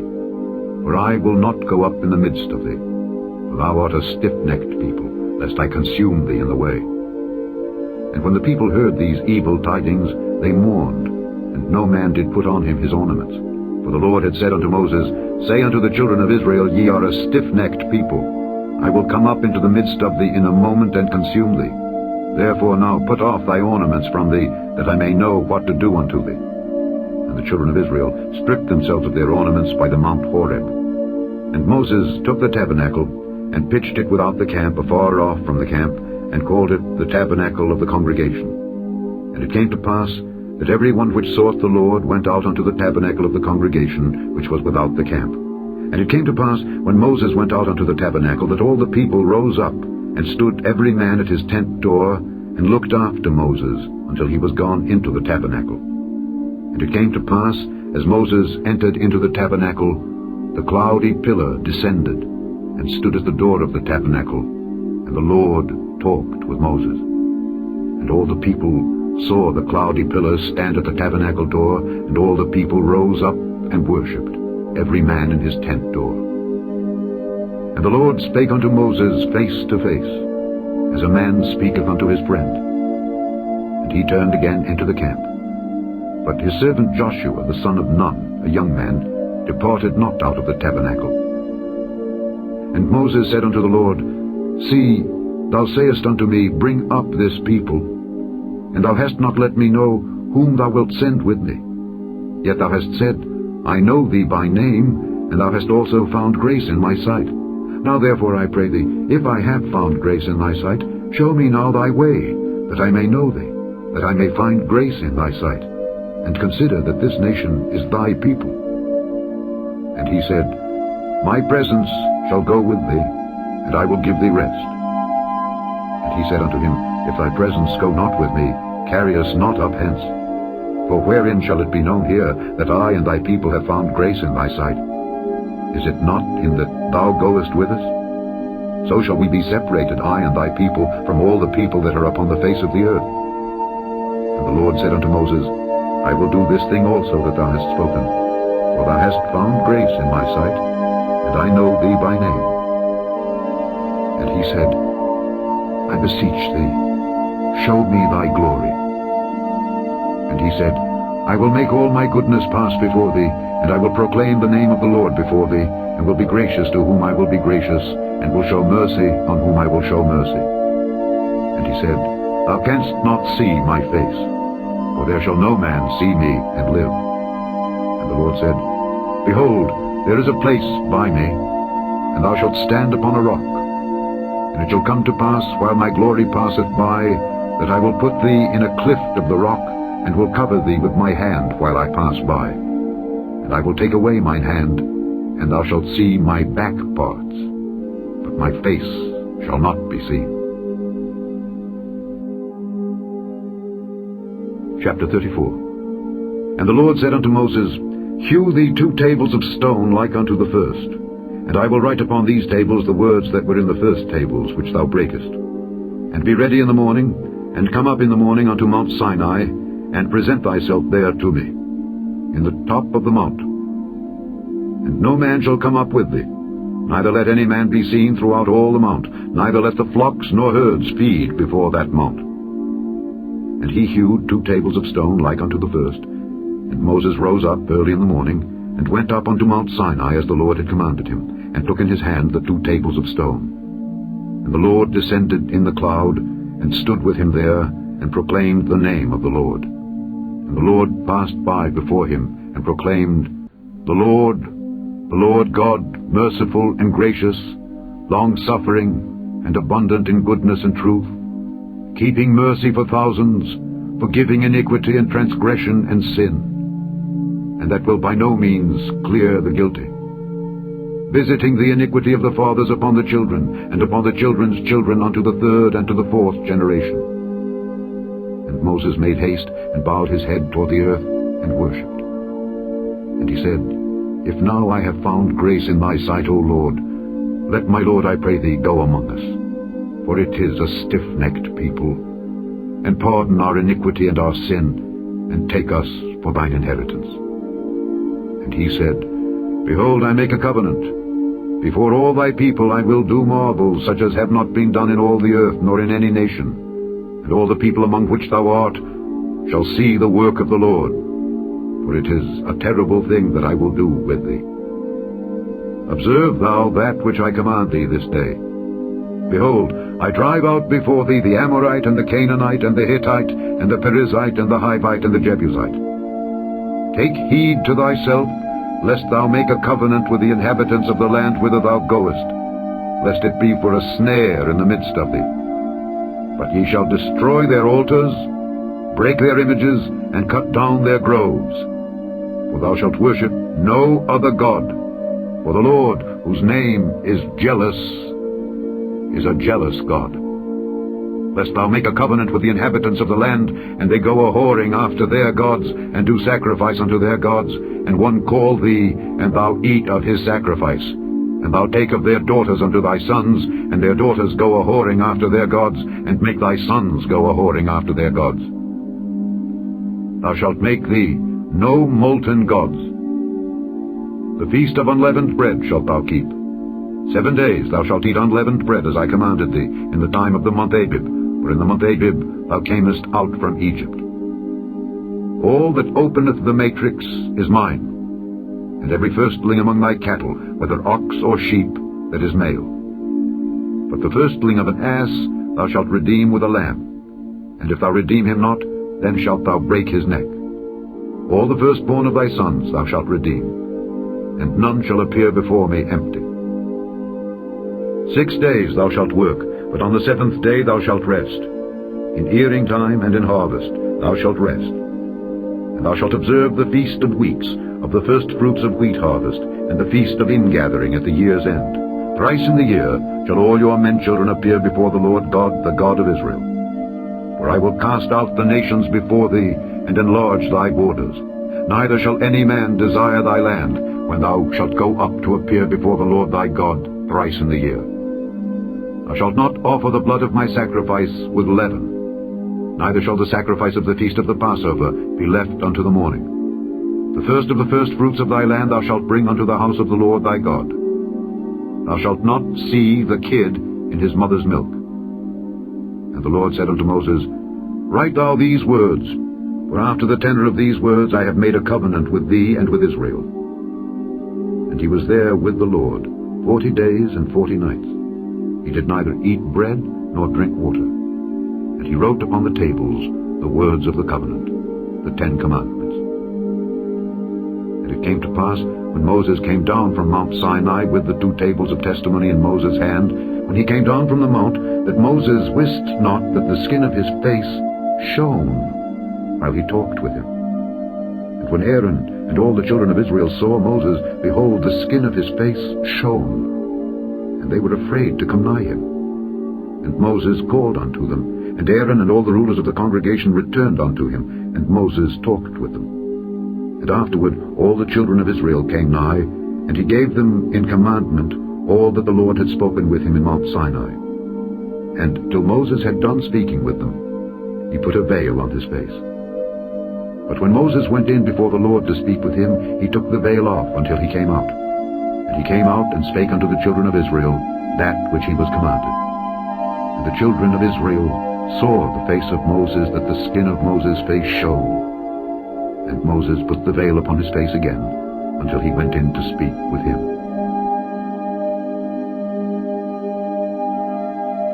Chapter 35. And Moses gathered all the congregation of the children of Israel together, and said unto them, These are the words which the Lord hath commanded, that ye should do them. 6 days shall work be done, but on the 7th day there shall be to you an holy day, a Sabbath of rest to the Lord. Whosoever doeth work therein shall be put to death. Ye shall kindle no fire throughout your habitations upon the Sabbath day. And Moses spake unto all the congregation of the children of Israel, saying, This is the thing which the Lord commanded, saying, Take ye from among you an offering unto the Lord.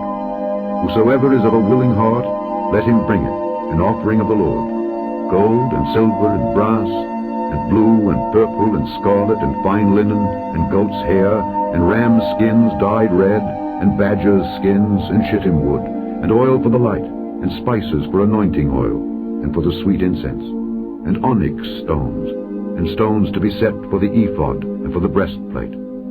And every wise-hearted among you shall come and make all that the Lord hath commanded, the tabernacle, his tent, and his covering, his taches and his boards, his bars, his pillars and his sockets, the ark and the staves thereof, with the mercy seat and the veil of the covering, the table and his staves, and all his vessels, and the showbread, the candlestick also for the light, and his furniture, and his lamps, with the oil for the light, and the incense altar, and his staves, and the anointing oil, and the sweet incense, and the hanging for the door at the entering in of the tabernacle, the altar of burnt offering with his brazen grate, his staves, and all his vessels, the laver and his foot, the hangings of the court, his pillars and their sockets, and the hanging for the door of the court, the pins of the tabernacle, and the pins of the court, and their cords, the cloths of service to do service in the holy place, the holy garments for Aaron the priest, and the garments of his sons, to minister in the priest's office. And all the congregation of the children of Israel departed from the presence of Moses. And they came, every one whose heart stirred him up, and every one whom his spirit made willing, and they brought the Lord's offering to the work of the tabernacle of the congregation, and for all his service, and for the holy garments. And they came, both men and women, as many as were willing-hearted, and brought bracelets and earrings and rings and tablets, all jewels of gold. And every man that offered an offering of gold unto the Lord. And every man with whom was found blue and purple and scarlet and fine linen, and goat's hair and red skins of rams and badgers' skins, brought them. Every one that did offer an offering of silver and brass brought the Lord's offering. And every man with whom was found shittim wood for any work of the service brought it. And all the women that were wise-hearted did spin with their hands, and brought that which they had spun, both of blue and of purple and of scarlet and of fine linen. And all the women whose hearts stirred them up in wisdom spun goat's hair. And the rulers brought onyx stones, and stones to be set for the ephod, and for the breastplate, and spice, and oil for the light, and for the anointing oil, and for the sweet incense. The children of Israel brought a willing offering unto the Lord, every man and woman whose heart made them willing to bring for all manner of work, which the Lord had commanded to be made by the hand of Moses. And Moses said unto the children of Israel, See, the Lord hath called by name Bezaleel, the son of Uri, the son of Hur, of the tribe of Judah. And he hath filled him with the Spirit of God, in wisdom, in understanding, and in knowledge, and in all manner of workmanship, and to devise curious works, to work in gold, and in silver, and in brass, and in the cutting of stones, to set them, and in carving of wood, to make any manner of cunning work. And he hath put in his heart that he may teach, both he and Aholiab the son of Ahisamach of the tribe of Dan. Them hath he filled with wisdom of heart, to work all manner of work, of the engraver, and of the cunning workman, and of the embroiderer, in blue and in purple, in scarlet, and in fine linen, and of the weaver, even of them that do any work, and of those that devise cunning work. Chapter 36. Then wrought Bezaleel and Aholiab, and every wise-hearted man, in whom the Lord put wisdom and understanding to know how to work all manner of work for the service of the sanctuary, according to all that the Lord had commanded. And Moses called Bezaleel and Aholiab, and every wise-hearted man, in whose heart the Lord had put wisdom, even every one whose heart stirred him up to come unto the work to do it. And they received of Moses all the offering which the children of Israel had brought for the work of the service of the sanctuary, to make it withal. And they brought yet unto him free offerings every morning. And all the wise men that wrought all the work of the sanctuary came every man from his work which they made, and they spake unto Moses, saying, The people bring much more than enough for the service of the work which the Lord commanded to make. And Moses gave commandment, and they caused it to be proclaimed throughout the camp, saying, Let neither man nor woman make any more work for the offering of the sanctuary. So the people were restrained from bringing, for the stuff they had was sufficient for all the work to make it, and too much. And every wise-hearted man among them that wrought the work of the tabernacle made 10 curtains of fine twined linen, and blue, and purple, and scarlet. With cherubims of cunning work made he them. The length of one curtain was 28 cubits, and the breadth of one curtain 4 cubits. The curtains were all of one size. And he coupled the 5 curtains one unto another, and the other 5 curtains he coupled one unto another. And he made loops of blue on the edge of one curtain from the selvage in the coupling. Likewise he made in the uttermost side of another curtain in the couplings of the second. 50 loops made he in one curtain, and 50 loops made he in the edge of the curtain which was in the coupling of the second. The loops held one curtain to another. And he made 50 taches of gold, and coupled the curtains one unto another with the taches. So it became one tabernacle. And he made curtains of goat's hair for the tent over the tabernacle. 11 curtains he made them. The length of one curtain was 30 cubits, and 4 cubits was the breadth of one curtain. The 11 curtains were of one size. And he coupled 5 curtains by themselves, and 6 curtains by themselves. And he made 50 loops upon the uttermost edge of the curtain in the coupling, and 50 loops made he upon the edge of the curtain which coupleth the second. And he made 50 taches of brass to couple the tent together, that it might be one. And he made a covering for the tent of ram skins dyed red, and a covering of badger skins above that. And he made boards for the tabernacle of shittim wood standing up. The length of a board was 10 cubits, and the breadth of a board 1 cubit and a half. One board had 2 tenons, equally distant one from another. Thus did he make for all the boards of the tabernacle. And he made boards for the tabernacle, 20 boards for the south side southward, and 40 sockets of silver he made under the 20 boards, 2 sockets under one board for his 2 tenons, and 2 sockets under another board for his 2 tenons. And for the other side of the tabernacle, which is toward the north corner, he made 20 boards, and there 40 sockets of silver, 2 sockets under one board and 2 sockets under another board. And for the sides of the tabernacle westward he made 6 boards, and 2 boards made he for the corners of the tabernacle in the 2 sides. And they were coupled beneath, and coupled together at the head thereof to one ring. Thus he did to both of them in both the corners. And there were 8 boards, and their sockets were 16 sockets of silver, under every board 2 sockets. And he made bars of shittim wood, 5 for the boards of the one side of the tabernacle, and 5 bars for the boards of the other side of the tabernacle, and 5 bars for the boards of the tabernacle for the sides westward. And he made the middle bar to shoot through the boards from the one end to the other. And he overlaid the boards with gold, and made their rings of gold to be places for the bars, and overlaid the bars with gold. And he made a veil of blue and purple and scarlet and fine twined linen. With cherubims made he it of cunning work. And he made thereunto 4 pillars of shittim wood, and overlaid them with gold. Their hooks were of gold. And he cast for them 4 sockets of silver. And he made an hanging for the tabernacle door of blue and purple and scarlet, and fine twined linen of needlework. And the 5 pillars of it were their hooks. And he overlaid their chapiters and their fillets with gold. But their 5 sockets were of brass. Chapter 37. And Bezaleel made the ark of shittim wood. 2 cubits and a half was the length of it, and 1 cubit and a half the breadth of it, and 1 cubit and a half the height of it. And he overlaid it with pure gold within and without, and made a crown of gold to it round about. And he cast for it 4 rings of gold to be set by the 4 corners of it, even 2 rings upon the one side of it, and 2 rings upon the other side of it. And he made staves of shittim wood, and overlaid them with gold. And he put the staves into the rings by the sides of the ark to bear the ark. And he made the mercy seat of pure gold. 2 cubits and a half was the length thereof, and 1 cubit and a half the breadth thereof. And he made 2 cherubims of gold, beaten out of one piece made he them, on the 2 ends of the mercy seat. 1 cherub on the end on this side, and another cherub on the other end on that side.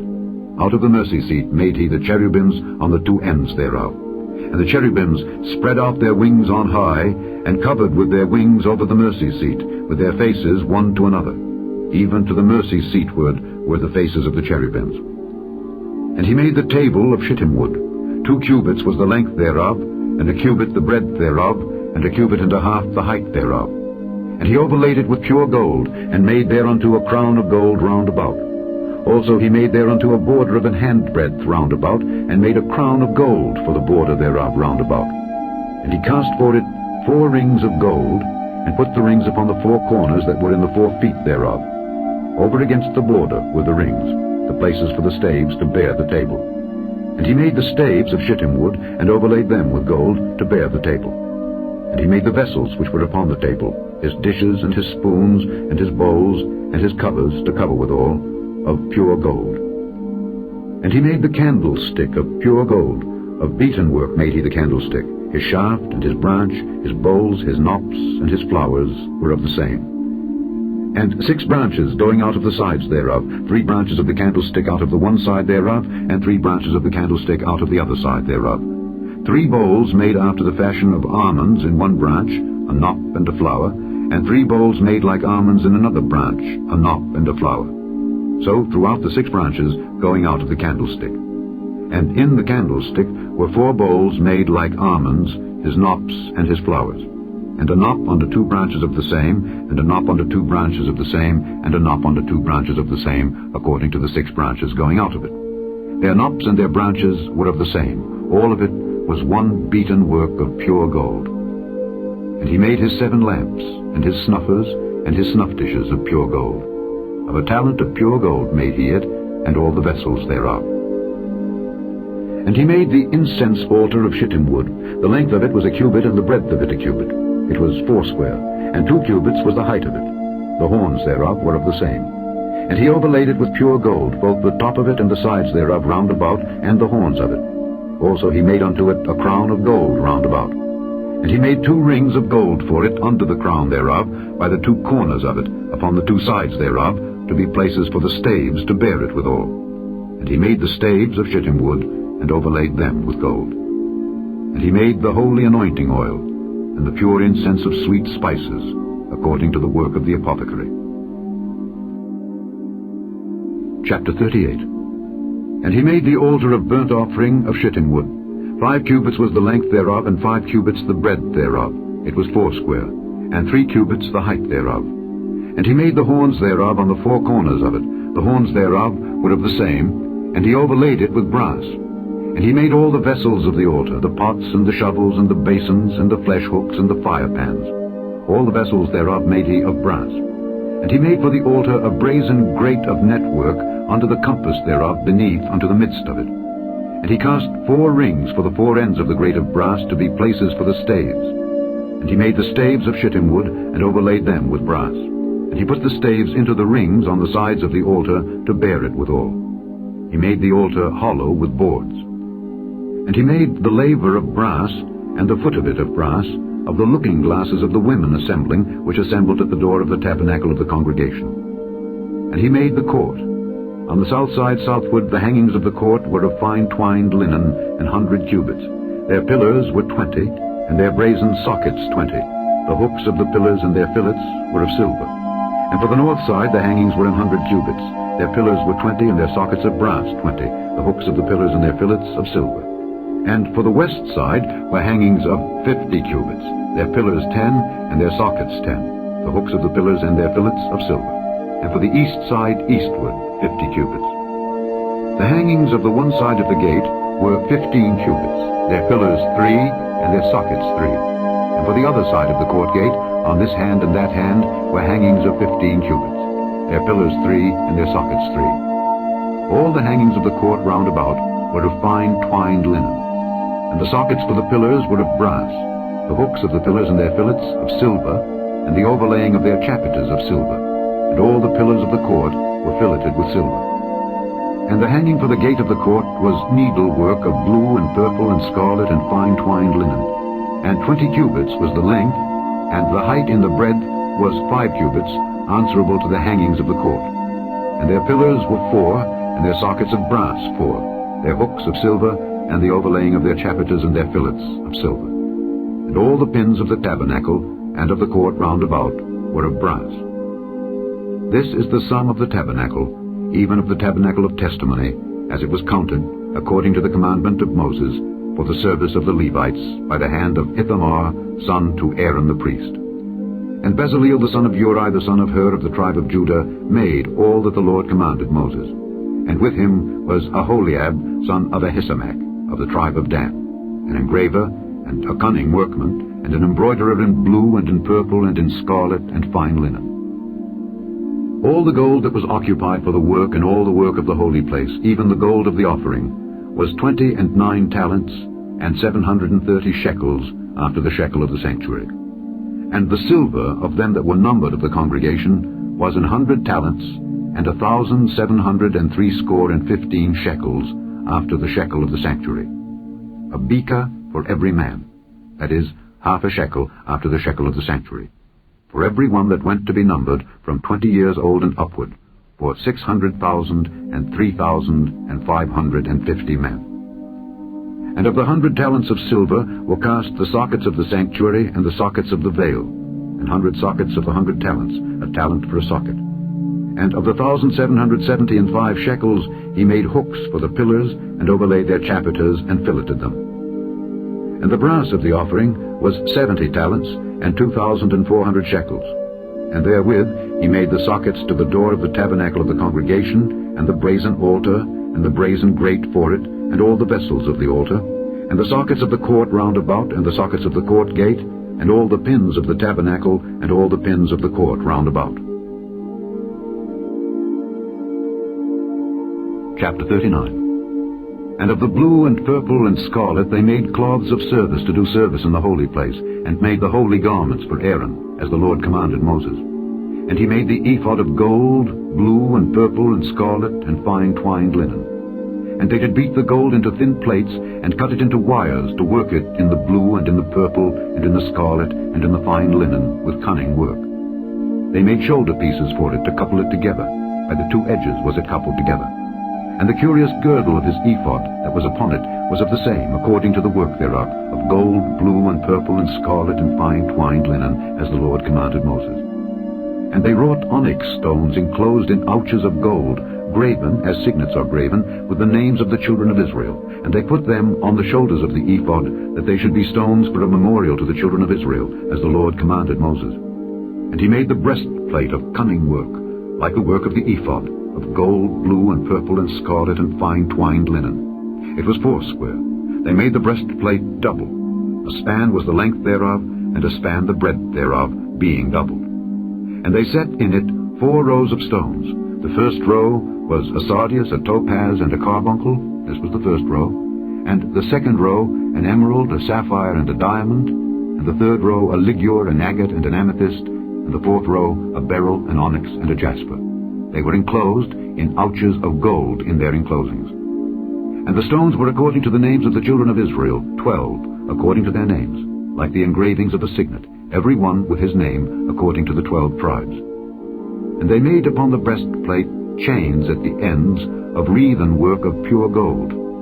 And they made 2 ouches of gold, and 2 gold rings, and put the 2 rings in the 2 ends of the breastplate.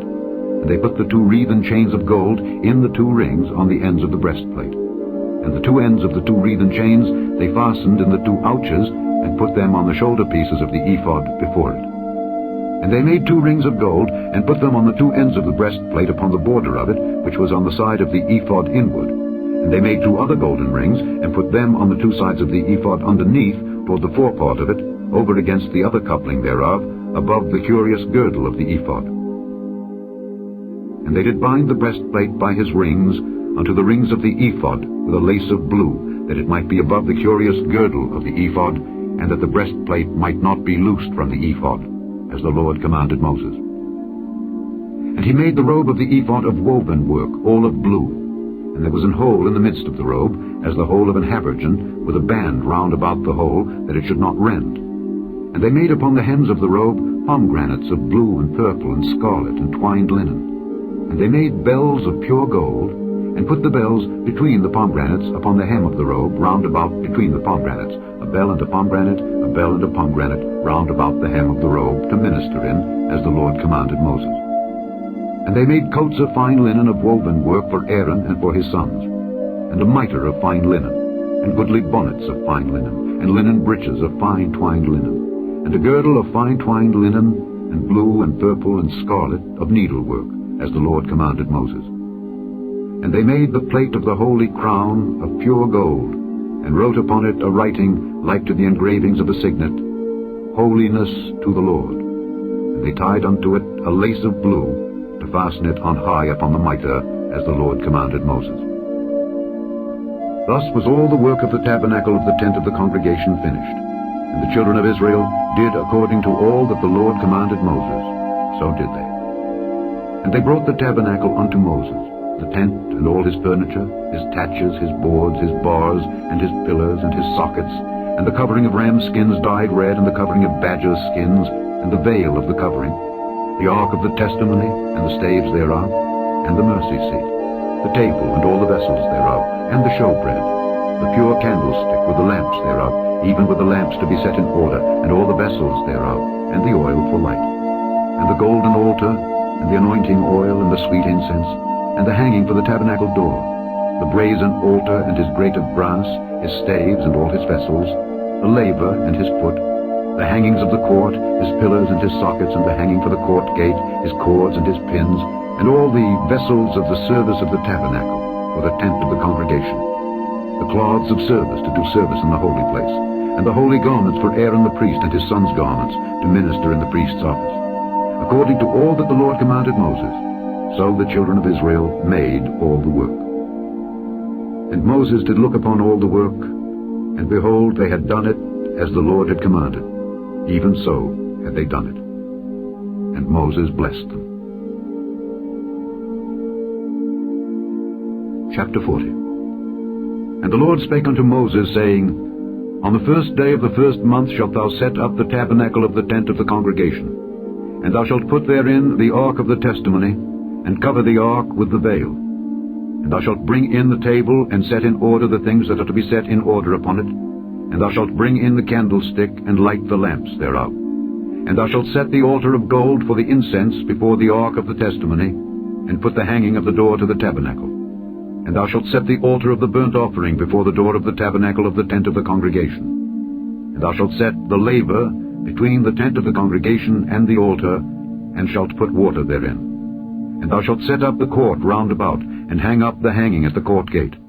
And thou shalt take the anointing oil, and anoint the tabernacle, and all that is therein, and shalt hallow it, and all the vessels thereof, and it shall be holy. And thou shalt anoint the altar of the burnt offering, and all his vessels, and sanctify the altar, and it shall be an altar most holy. And thou shalt anoint the laver and his foot, and sanctify it. And thou shalt bring Aaron and his sons unto the door of the tabernacle of the congregation, and wash them with water. And thou shalt put upon Aaron the holy garments, and anoint him, and sanctify him, that he may minister unto me in the priest's office. And thou shalt bring his sons, and clothe them with coats. And thou shalt anoint them, as thou didst anoint their father, that they may minister unto me in the priest's office. For their anointing shall surely be an everlasting priesthood throughout their generations. Thus did Moses. According to all that the Lord commanded him, so did he. And it came to pass in the first month, in the second year, on the first day of the month, that the tabernacle was reared up. And Moses reared up the tabernacle, and fastened his sockets, and set up the boards thereof, and put in the bars thereof, and reared up his pillars. And he spread abroad the tent over the tabernacle, and put the covering of the tent above upon it, as the Lord commanded Moses. And he took and put the testimony into the ark, and set the staves on the ark, and put the mercy seat above upon the ark. And he brought the ark into the tabernacle, and set up the veil of the covering, and covered the ark of the testimony, as the Lord commanded Moses. And he put the table in the tent of the congregation upon the side of the tabernacle northward, without the veil. And he set the bread in order upon it before the Lord, as the Lord had commanded Moses. And he put the candlestick in the tent of the congregation over against the table on the side of the tabernacle southward. And he lighted the lamps before the Lord, as the Lord commanded Moses. And he put the golden altar in the tent of the congregation before the veil. And he burnt sweet incense thereon, as the Lord commanded Moses. And he set up the hanging at the door of the tabernacle.